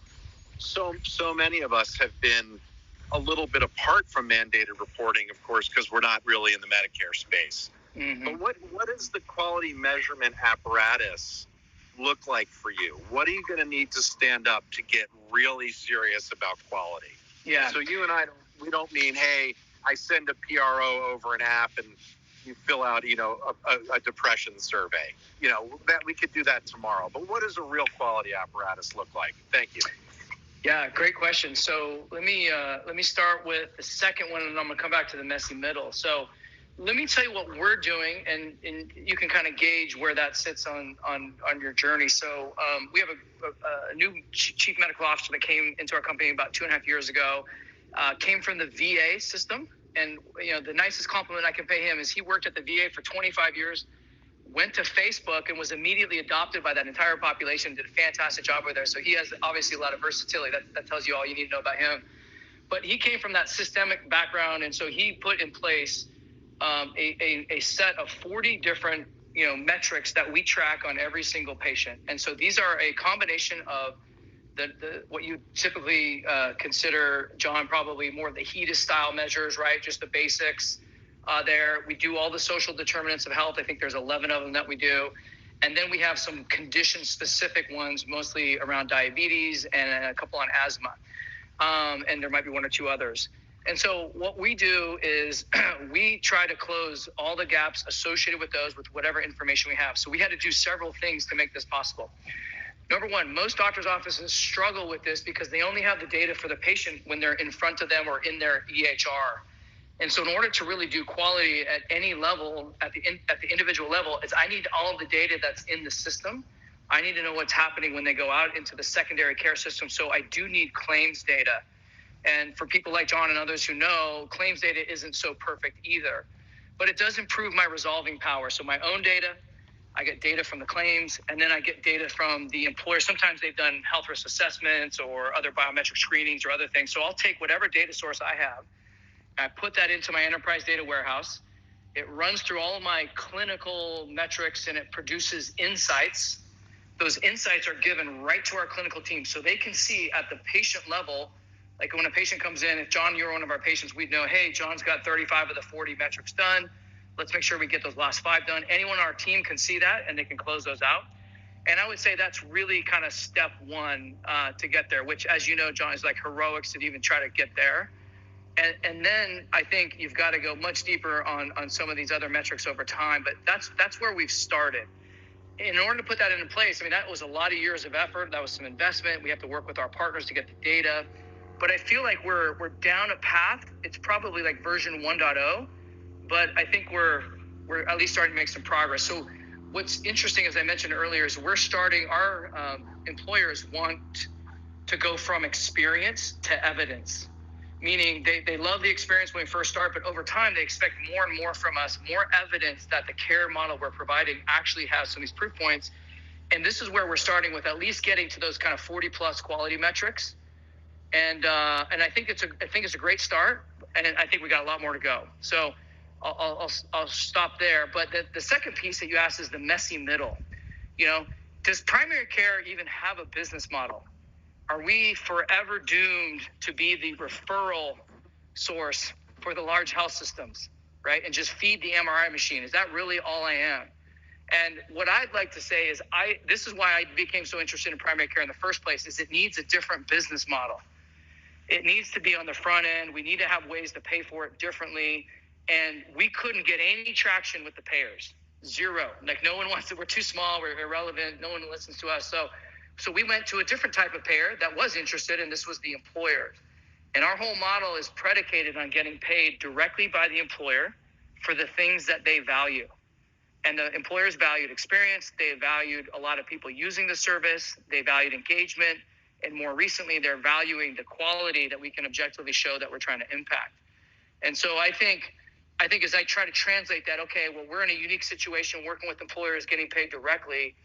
How do all these other primary care models, is there a business model in primary care? Can I get paid to create health as opposed to just document disease? And I wish I had an easy answer for you, John. I think it's a struggle. I feel like we're in the awkward early adolescent years. We're just kind of awkward. We're not quite there. We have some proof points. There's some potential, but it's definitely not there. So I just at least want to share with you where we are in our journey. We found a way to get outside the system to actually get paid for our work. And then I want to be clear where we are on our journey for quality. And one thing I'll say about quality, I don't know that those 40 metrics are enough or if they're the right ones or they're the best ones, but it's a great place to start. And now I have the machinery to plug in, and I have the care model to plug in different metrics that I can now track and trend over time. And so I do think we're on a good path, but I just feel like we're at 1.0. So. Yeah, thank you. Much appreciated. And I think I agree with everything you said. 1.0 is probably exactly right. And let me leave it with, and thank everybody again, but leave it with one more question that us in the employer space encounter, and I know you encounter. So, and not with our innovative employers and not with your innovative employers, but let's take a different employer who says, my average employee stays here 1.8 years. Yeah. And the thing you're trying to fix is going to help them in 8 years. Why do I care? What is your answer to that? Yeah, this is that whole, what we call the prevention dilemma. And so just so everyone knows, it actually costs you more to try to have this proactive model. And the only companies that really see this pay off are companies where you're kind of a lifer in the system. So for example, the Veterans Administration is going to be responsible for caring for the veterans till the end of their life. And so they're willing to make these long-term investments. And, there's a couple other systems that do this. Kaiser seems to have that ethos as well. So the question for the employers is, hey, why are you going to be willing to do this? Because actually the least expensive form of care is no care at all, right? I want no one to use healthcare because that actually costs me nothing. But that's not, unfortunately, what's interesting about the employers is they also do feel a little bit of that ethos. They have to compete for talent in the communities that they serve.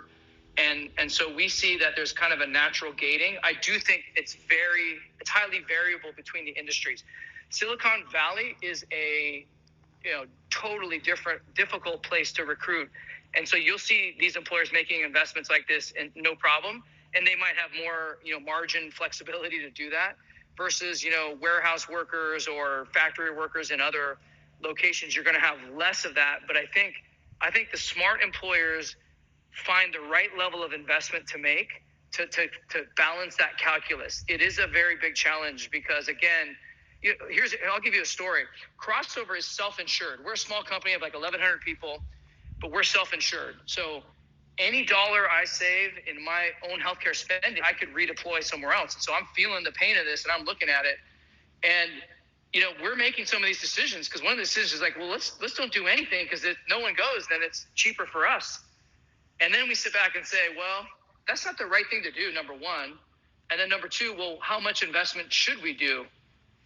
And so we're literally making those choices. And it's a calculus that is hard to decipher from the outside, but every company makes that, and then it becomes a part of their culture and so forth. And you'll hear a lot of these companies, even if they have low margin businesses, making these types of investments because they see the return. But again, I think it's pretty individualized and every company has to make their decision. But I just wanted to kind of share, at least how we see that. And I recognize that as a challenge. Yeah. Thanks, Jonathan. Incredible questions. I think these are the types of questions experts will ask. And, just want to make sure that we kind of keep it moving. So, Kelvin, you are a general surgeon from University of Arizona. So I think you guys have that in common, at least the Arizona connection. And then you're at Chicago currently doing your fellowship. Would love to hear from you and any thoughts or questions you may have for Scott. Yeah, thanks, Danish, Matt, and Cindy for bringing me up here. It's actually incredible that I never had realized that neurosurgeons can actually steal your questions from your mind. Jonathan pretty much asked eventually all my questions I had, which is pretty amazing. Because I'm more interested in the health economics of this. How do you capture value beyond just primary care and be able to keep showing that you can actually keep costs down and increase value for someone going to surgery, which is something that you're not in direct control of.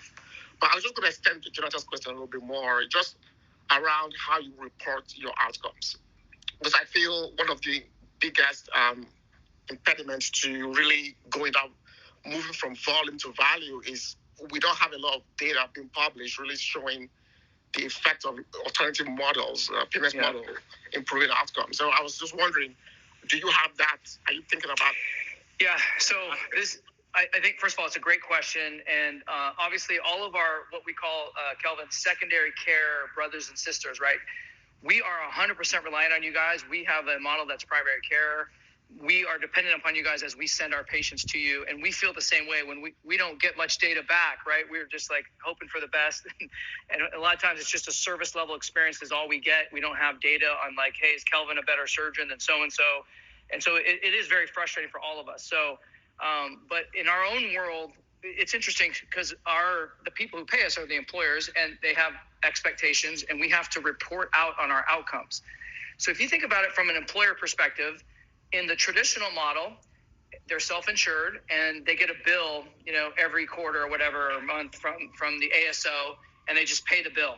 They get no data. They don't know what really is happening. Every once in a while, they'll get like a utilization thing, but they don't really know anything about quality in the network, and it's just very opaque, and maybe some utilization numbers.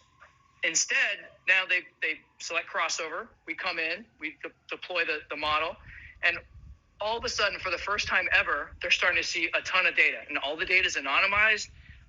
It's aggregated, so it's not any personal private information, but for the first time ever, we're exposing, wow, here's the number of chiropractic visits. There's a lot of use around this, and there's a lot of issues with that. Our screening tools start to surface. Wow, alcohol use really went up during COVID. Maybe we should have, some public service announcements, or do some programming, or have one of our mental health therapists do that. So what happens is it turns the employer from just paying the bill to they're starting to say, wow, if I start to change the knobs on healthcare delivery, I can really control the cost. And so I think they become very interested in these outcomes. And so now they're raising the bar for us. And so we have to be able to produce and share those outcomes. Where we struggle is it's easy to get the utilization outcomes right out of the gate. Well, here's how many people are using, and the penetration, and satisfaction, and all that kind of stuff is easy. What's really hard is to say, okay, well, what did I do with all my diabetics, right? I have 32 diabetics at, LinkedIn or whatever. And here's how I took care of them over this year. Right. And that's where we're evolving to. But I do think the employers will continue to expect that. One interesting thing to think about is healthcare services to the employer is just another part of their supply chain. Right. And all these employers, they know how to control and manage their supply chain. They're no joke to work with. They're wicked smart. They got a lot of resources, and they drive hard on their suppliers to improve. Healthcare is the last supply chain that has kind of gone unrung. And the employers, and particularly what we call the health activist employers, they're done with the 10 to 12% increases per year. They're coming after the supply chain, and they're going to expect that not only do I get good value, like they're not afraid to spend the money. It's never a question of money. It's a question of, am I getting value for what I'm spending?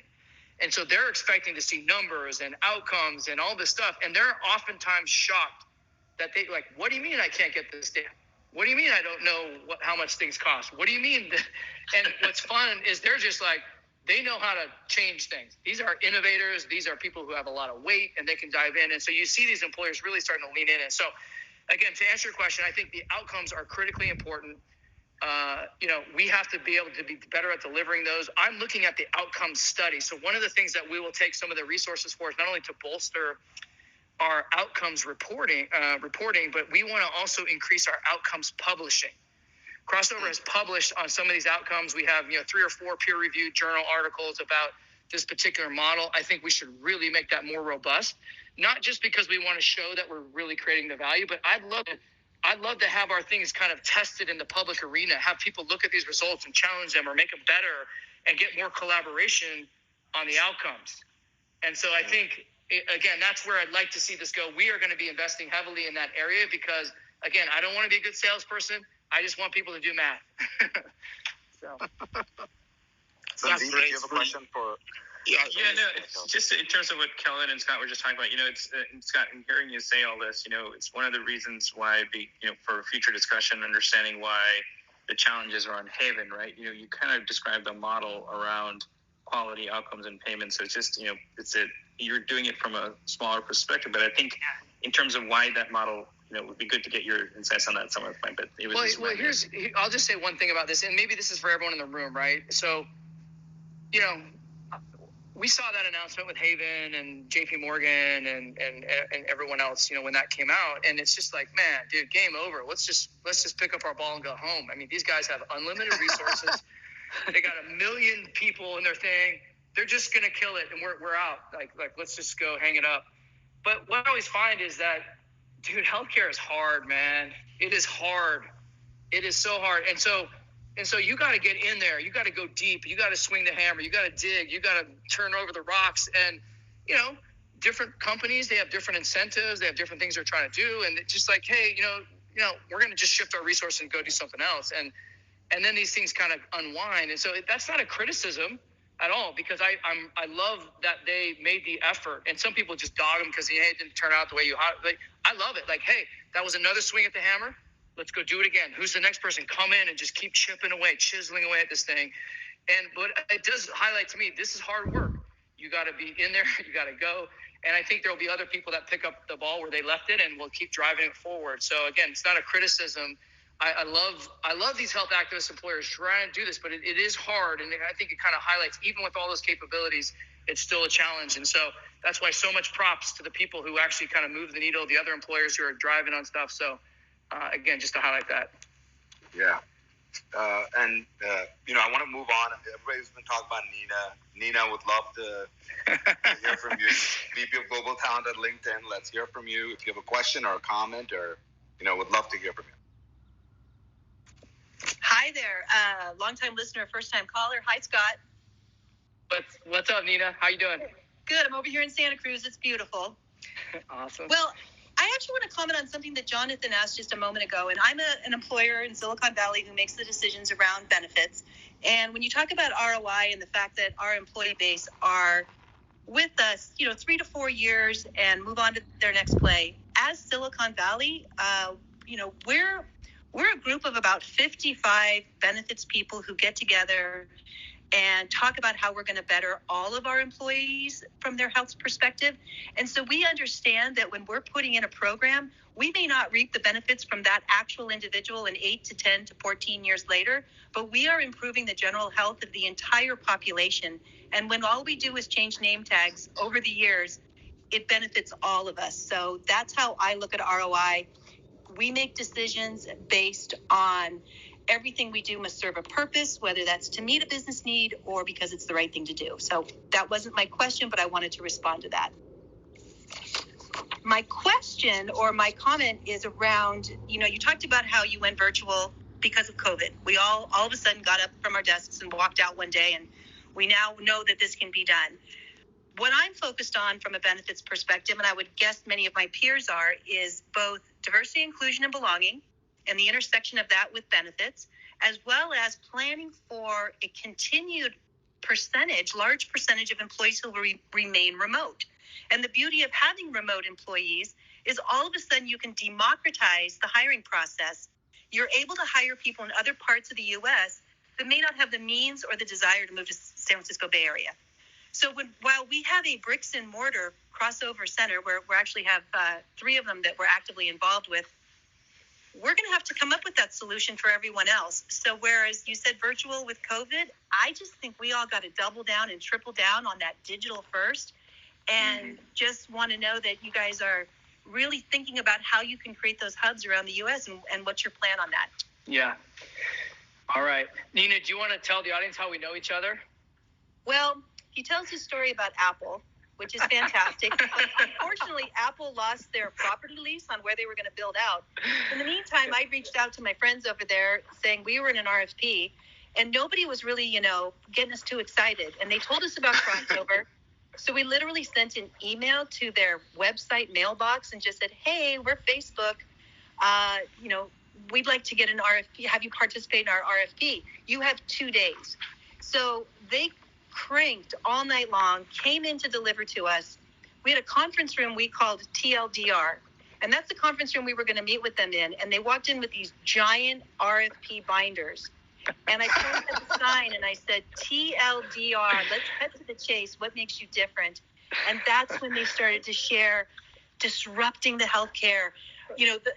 One of the beautiful things is this holistic approach with Eastern and Western. We have a diverse workforce. We wanted them to be able to feel comfortable entering into a system that's going to welcome them and look at different ways of doing it, not just one way, which is much more traditional when you're going to clinics and health centers elsewhere. So we ended up being the first. We had hoped to follow Apple and learn from all their mistakes, and instead I had to find out about faucets, countertops, and lighting.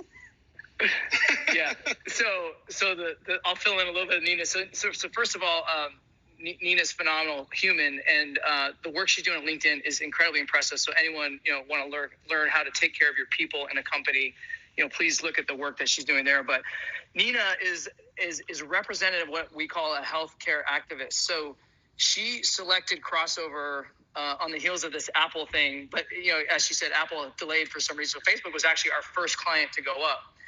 But she represents the type of person that went on a personal limb to select us, probably against the advice of her advisors as well, and take a real big career risk that, hey, I'm going to go with this vendor that's unproven, this very high profile project, and she brought us in. And, I just want to let her know publicly how grateful we've always been. And she knows that, but she gave us a chance, right? And so we came in there, and I'll never forget, on the day we were supposed to launch, our software wasn't quite ready. And so she called me at 6 a.m. the day we were launching, and we were down to like the last two things to fix, and we got them done, and we launched, and we had 1,200 people come in that day. It was like an amazing thing and successful. But you just have to highlight that these stories that you hear, there's a lot of people that make them happen. And Nina is like an unsung hero in the Crossover Legend book for picking us and walking with us. And you know what? The good news is that we were incredibly successful. The way they set the program up there, it was always an amazing benefit. It was fantastic. So, and now she's moved on to LinkedIn, and we partnered there again, and so it's been phenomenal. But Nina's asking a really important question, and I'll throw it out by an experience we had recently where I was talking to a benefits leader who their company and their business is such that they're going 100% virtual. They're just like done with physical campuses. They're out. Everyone's virtual. They have about 2,500 employees. And what this HR leader was saying was something I think Nina's getting at, which is they said, well, listen, we're going to have no physical place. So all my programming that I used to do that was a big part of my culture is now gone. So I have to recreate that sense of community and culture online. And I want one of my anchor services to be this virtual platform that you guys have. I need it to be based on relationships because I'm trying to build the community. I'm trying to build my culture. And I want to make sure that everyone knows how much we care and the investments we're making to make that possible. And I just thought that was an interesting comment, maybe to speak to what Nina's saying, is in this new world, how are HR leaders going to keep people engaged? How are they going to compete nationally and maybe internationally for talent? And how do they retain those talent and make them feel like they're a part of something and they're well cared for and their employer has their best interest? And I think that's why companies like the ones that Nina leads make these investments. There's a short-term gain because it's the right thing to do and she wants to compete and retain. But you already heard her say she has a long-term philosophy as well. She wants to do the right thing and the right thing in the community because she also knows that she might be moving to another job or these people are coming back to her. So there is some comeback in that comment, which I think is great. But let me answer the question directly. I think that we have to go digital first because we need more leverage than we ever did before. And this kind of reminds me of this big phase shift that we are in culturally. And I'm just going to go a little sovereign individual on you guys really quick, just for a minute for the audience. So if you know that book. But there was a time when the world was organized by the church, right? Between 1000 and 1500 AD, the church was the organizing influence. And that was the main thing. The church became too oppressive, too expensive. And then we moved to a new model, which was the nation state, right? And so between 1500 and 2000, it's all been about the nation state.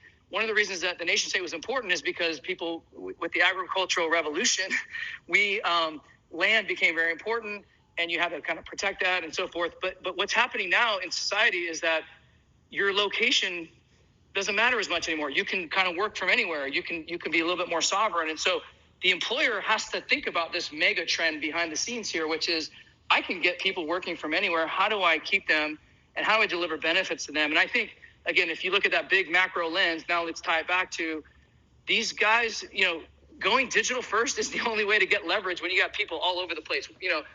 We have one of our clients who started with us who they had 2,500 people, which is, is kind of an average size client, but they're located in 43 states. Right. So how does she manage 43 states worth of people scattered everywhere? They're not big enough in any one location to probably warrant having a physical center, but you've got to surround that whole population virtually. And you got to have the ability to have what we call the national virtual utility. We have licenses in all 50 states. Our doctors, our care teams are assigned. Rashana, who you heard from earlier, is in one of our Western region teams. But that is going to be required to deliver this type of care. But to answer Nina's question is, we've recognized that the in-person is also an important segment. So we really practice a hybrid model. Surround everyone with the virtual, and then we've got to build enough access points, or what I call nodes on the network, that I can now have places where people can physically come in and be seen. So let me take our Amazon project as an example. In Dallas, they have 50,000 people in Dallas. And so what they did is they opened up our services to that whole population and the dependents. And then we went back in and selectively built 5 physical centers in the different geographies where there was a concentration of people. And that concentration wasn't at the workplace, it was where they lived at their homes. So we built what they call neighborhood health centers. And so with 50,000 people, we surround them all with virtual, we built 5 physical centers. And here's what's really interesting, to speak to Nina's point, is those centers don't look like our normal on-site centers. They're actually smaller, they're more focused, and they have the same set of services, but a little bit of a different configuration, because most of the care starts online. I'm getting most of the triage done. I'm getting most of the things that I need out of the way. And then the only time you physically come in is when I need to confirm something. I need a shot. We need a vaccine. I need to lay hands on you to diagnose this properly.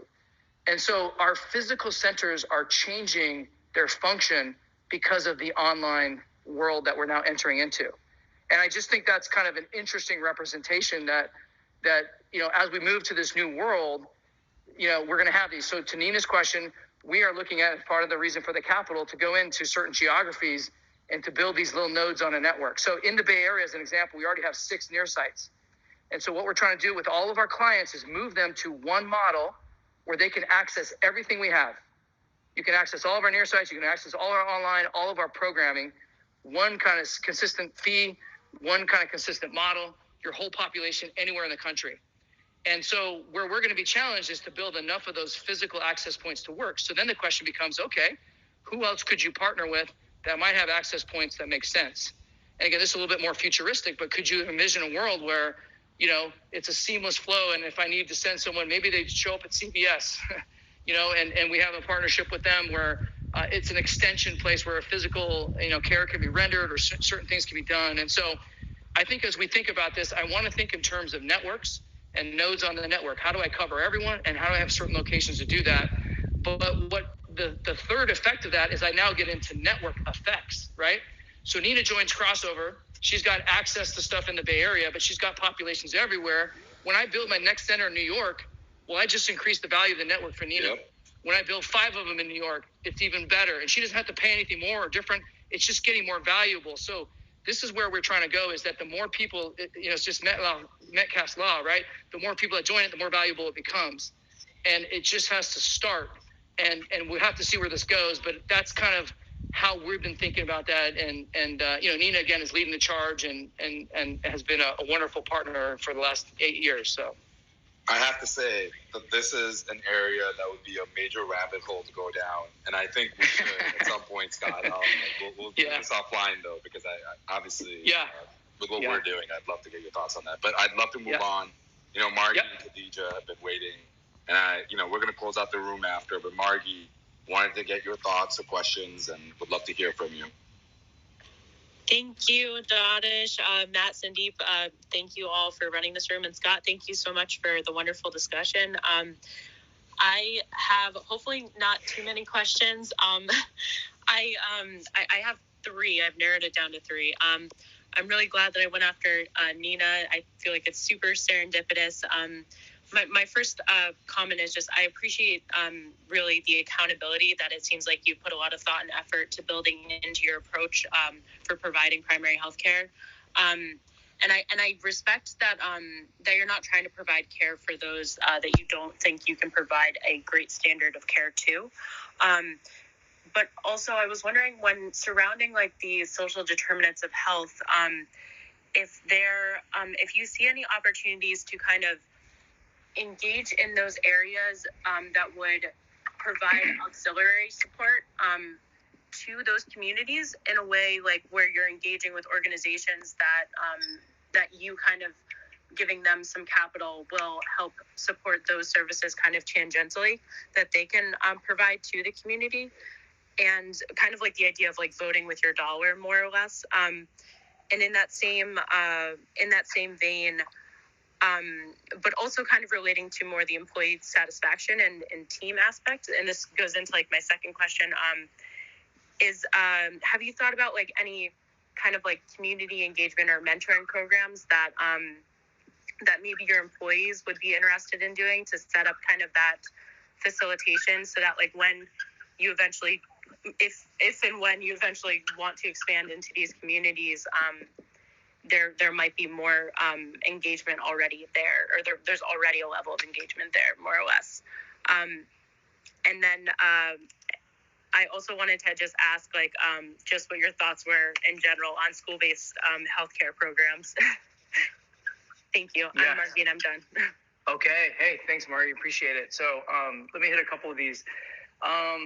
So what we're finding as we've started this kind of proactive care outreach and getting, all those 40 metrics kind of going, I think 11 of them, again, are around social determinants of health. And these are things from food security to domestic violence to transportation, other things.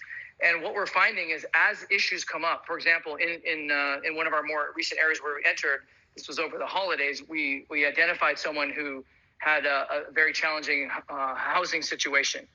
And so, the normal referral book, if you will, for the primary care practice is all the specialists.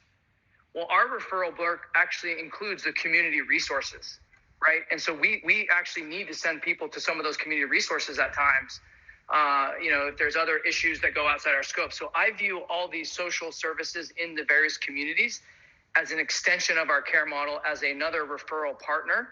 And that's where we do that. And that's why we actually are motivated to make sure that those are strong and valuable, because, again, all the way back to my ER days, if I, so many times at 3 a.m, I just wish I had someone to call that could help me deal with some situation that was just so far beyond my capacity.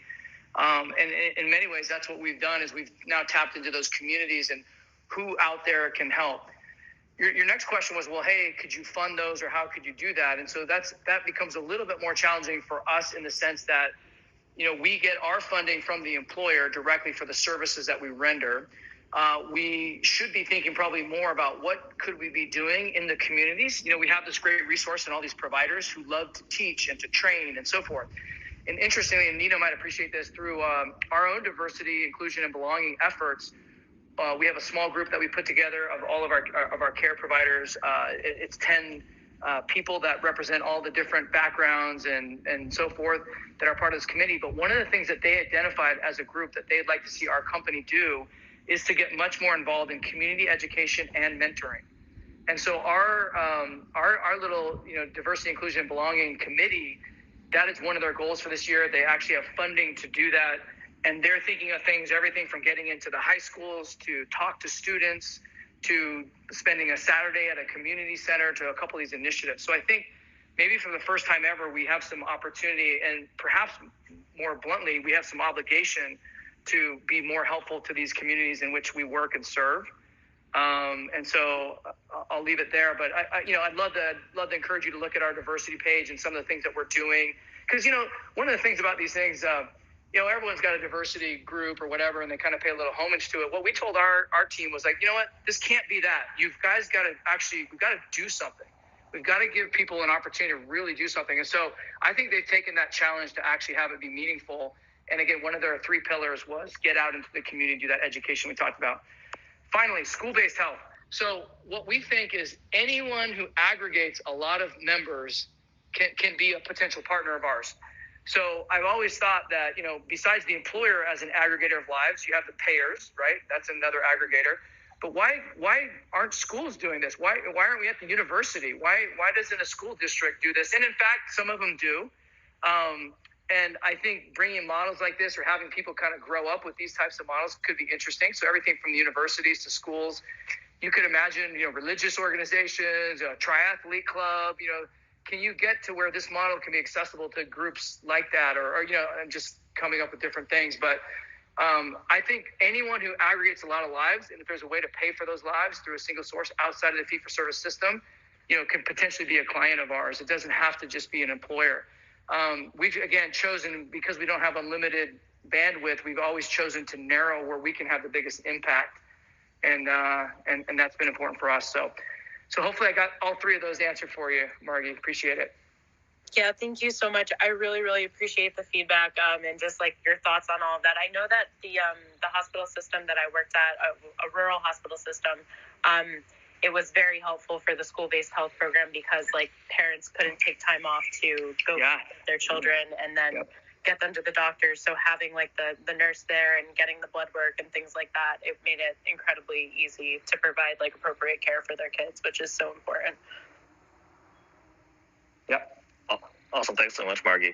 So as we kind of go into wrap up, so I want to introduce Khadija so that as we kind of look at the future, she's a medical student, so kind of the future of medicine, and also kind of providing international perspective as well. So Khadija, and also kind of for everyone's time as well. If you have a short question, kind of keep your intro and question to 30 seconds, but let's say I'm really interested to hear your opinions. Thanks.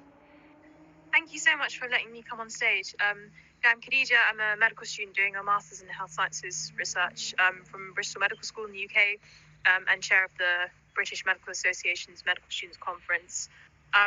So my project that I'm doing is on communication with like people that don't speak much English, including refugees and healthcare services. And something that's really come up is like the digital divide and how a lot of digital services actually have like a lot of potential to reach people like that, but haven't kind of incorporated that. But there is a lot of untapped potential there. So I was wondering, I love what you've been saying earlier about how you've been, really on board with like reaching different communities. So that was like my kind of like first mini question, and then quickly wanted to also ask about the idea of digital charisma. This came up in another room I was in, and how like often the way kind of people like engage online actually has a lot of like privilege in the sense of like that if you have access to higher like socioeconomic status and more privileged backgrounds, you're more easily able to learn how to appear kind of like presentable online and use like a lot of like e-charisma, like e-etiquette to access kind of like better communication, but that might not be as easy for other groups of people. So I was just wondering like whether your sort of like primary care digital model, whether it was able to address that as well. Thank you so much. Mm-hmm. Okay, so the first one was kind of the digital divide, maybe how to bridge that. And then the last one is maybe just, I like that. I've never heard of that, digital charisma. Yeah, I've never heard of that either. But I like that. So let me maybe start with that one. So one of the things that we found too is that this is a new care delivery model, right? So every time technology gets introduced, a lot of times new specialties emerge. So if you think about like when the laparoscope was introduced, then endoscopy became like a specialty, or laparoscopy became a specialty, right? And so I kind of think that as we introduce new technologies, the ability to kind of like website manner is like a new thing. Like, will there be virtualists? Is that a new discipline that emerges? Because as Rashana will tell you, like, you can't do all the things you're used to doing when you're in person. You have to pick up other cues. And so one of the questions I have is will we get to the point where our providers, this becomes a discipline and we do extra training to make sure that they actually can have that e-charisma or know how to interact online in a different way. Addressing the disparities that might exist underneath that might be a little bit out of our scope, but I think we could probably have ambition to take anyone and help them become a virtualist. And is that a unique discipline that emerges at some point because new technology has been introduced? So that's a good food for thought. I don't know that we're able to address below that line, but that's something to think about. The other one is just the natural digital divide. And we hear this all the time, much less so now than maybe 5 years ago, but I'm always surprised that, we saw this kind of like, this population isn't, they don't use mobile phones, or they're not going to get online and, schedule appointments or so forth. And I've always found that it's hard to underestimate technology or different groups, because they kind of find a way. If it's meaningful and useful to them, they'll find a way at some point to get there. And so, I remember one of our clients saying, no one's going to use this, digital, component of your service. I don't think anyone will sign up online or do any of this. And it turned out, 2 months in, they came back and said, gosh, I had no idea 40% of the people would do that. That's awesome. And so I do think maybe it's important to recognize that there are digital divides. Where we also see this is in language, right? We work with a lot of different populations. We just finished a big project where we needed a Somali-speaking provider, and okay, let's go do that. Let's get that, and we needed some other dialects from in other settings, and so I see the language divide, which maybe digital is just another aspect of that divide. And I think, like anything, you have to practice in context. And if people don't have access to some of these tools, obviously you've got to, kind of be sensitive to that and divert. But I am surprised continually how many populations are now getting access to this, these different technologies. And one of the things that I always see is, like you always talk about the African countries, they just skipped the telephone lines, right? They went right to cellular. And I think that might be a good analog for where I hope we can take, the rest of the world with some of the digital stuff and maybe have them bridge and leap over and skip a few steps along the way. So hopefully at least, address that a little bit for you, Kaji. So appreciate it. Yeah. Khadija, thank you so much. Khadija. Yeah. Excuse me. Yeah, no worries. And what I was going to say was, as we close up, Scott, I'm going to go back to a question that I think other people have brought up and, has been on my mind. And I will tell you that when I brought it up earlier, I did get a lot of messages separately. So I'm going to go back to that question. Hopefully it's a good place for us to end talking about the future, which is, what advice do you have for people who are working on primary health outside the employer space? And actually, how can crossover into these other patient populations? Yeah. Great question. So just so people know, our name Crossover comes from the idea of crossing over from healthcare 1.0 to healthcare 2.0. And it's a big divide. It's a big gap, and it's really deep. And there's a lot of carnage that's happened as you try to make that jump. And I think again, we can't be everything to all people all the time, but what we can do is be hopefully that shining light to show an example of what can be done in a certain segment to get enough proof points that other innovators can see what we're doing to say, hey, I can learn a few things here, and then I can actually extend and make this better. So if nothing else, if we just give people hope, right? And that word is such a evocative word because what it does is it points you to the future, right? If we can create a model that there's enough traction, that enough people are using it, that there's enough kind of these cool concepts, then what we've done actually is to create hope for another whole wave of entrepreneurs and investors and people who care about this stuff to say, those guys did that. I think I can build on that. I think I can make it better. I can affect my community. And if all we've done is that, and we've created another round of innovators, man, we'll be in great shape because we need so much effort to right the ship here.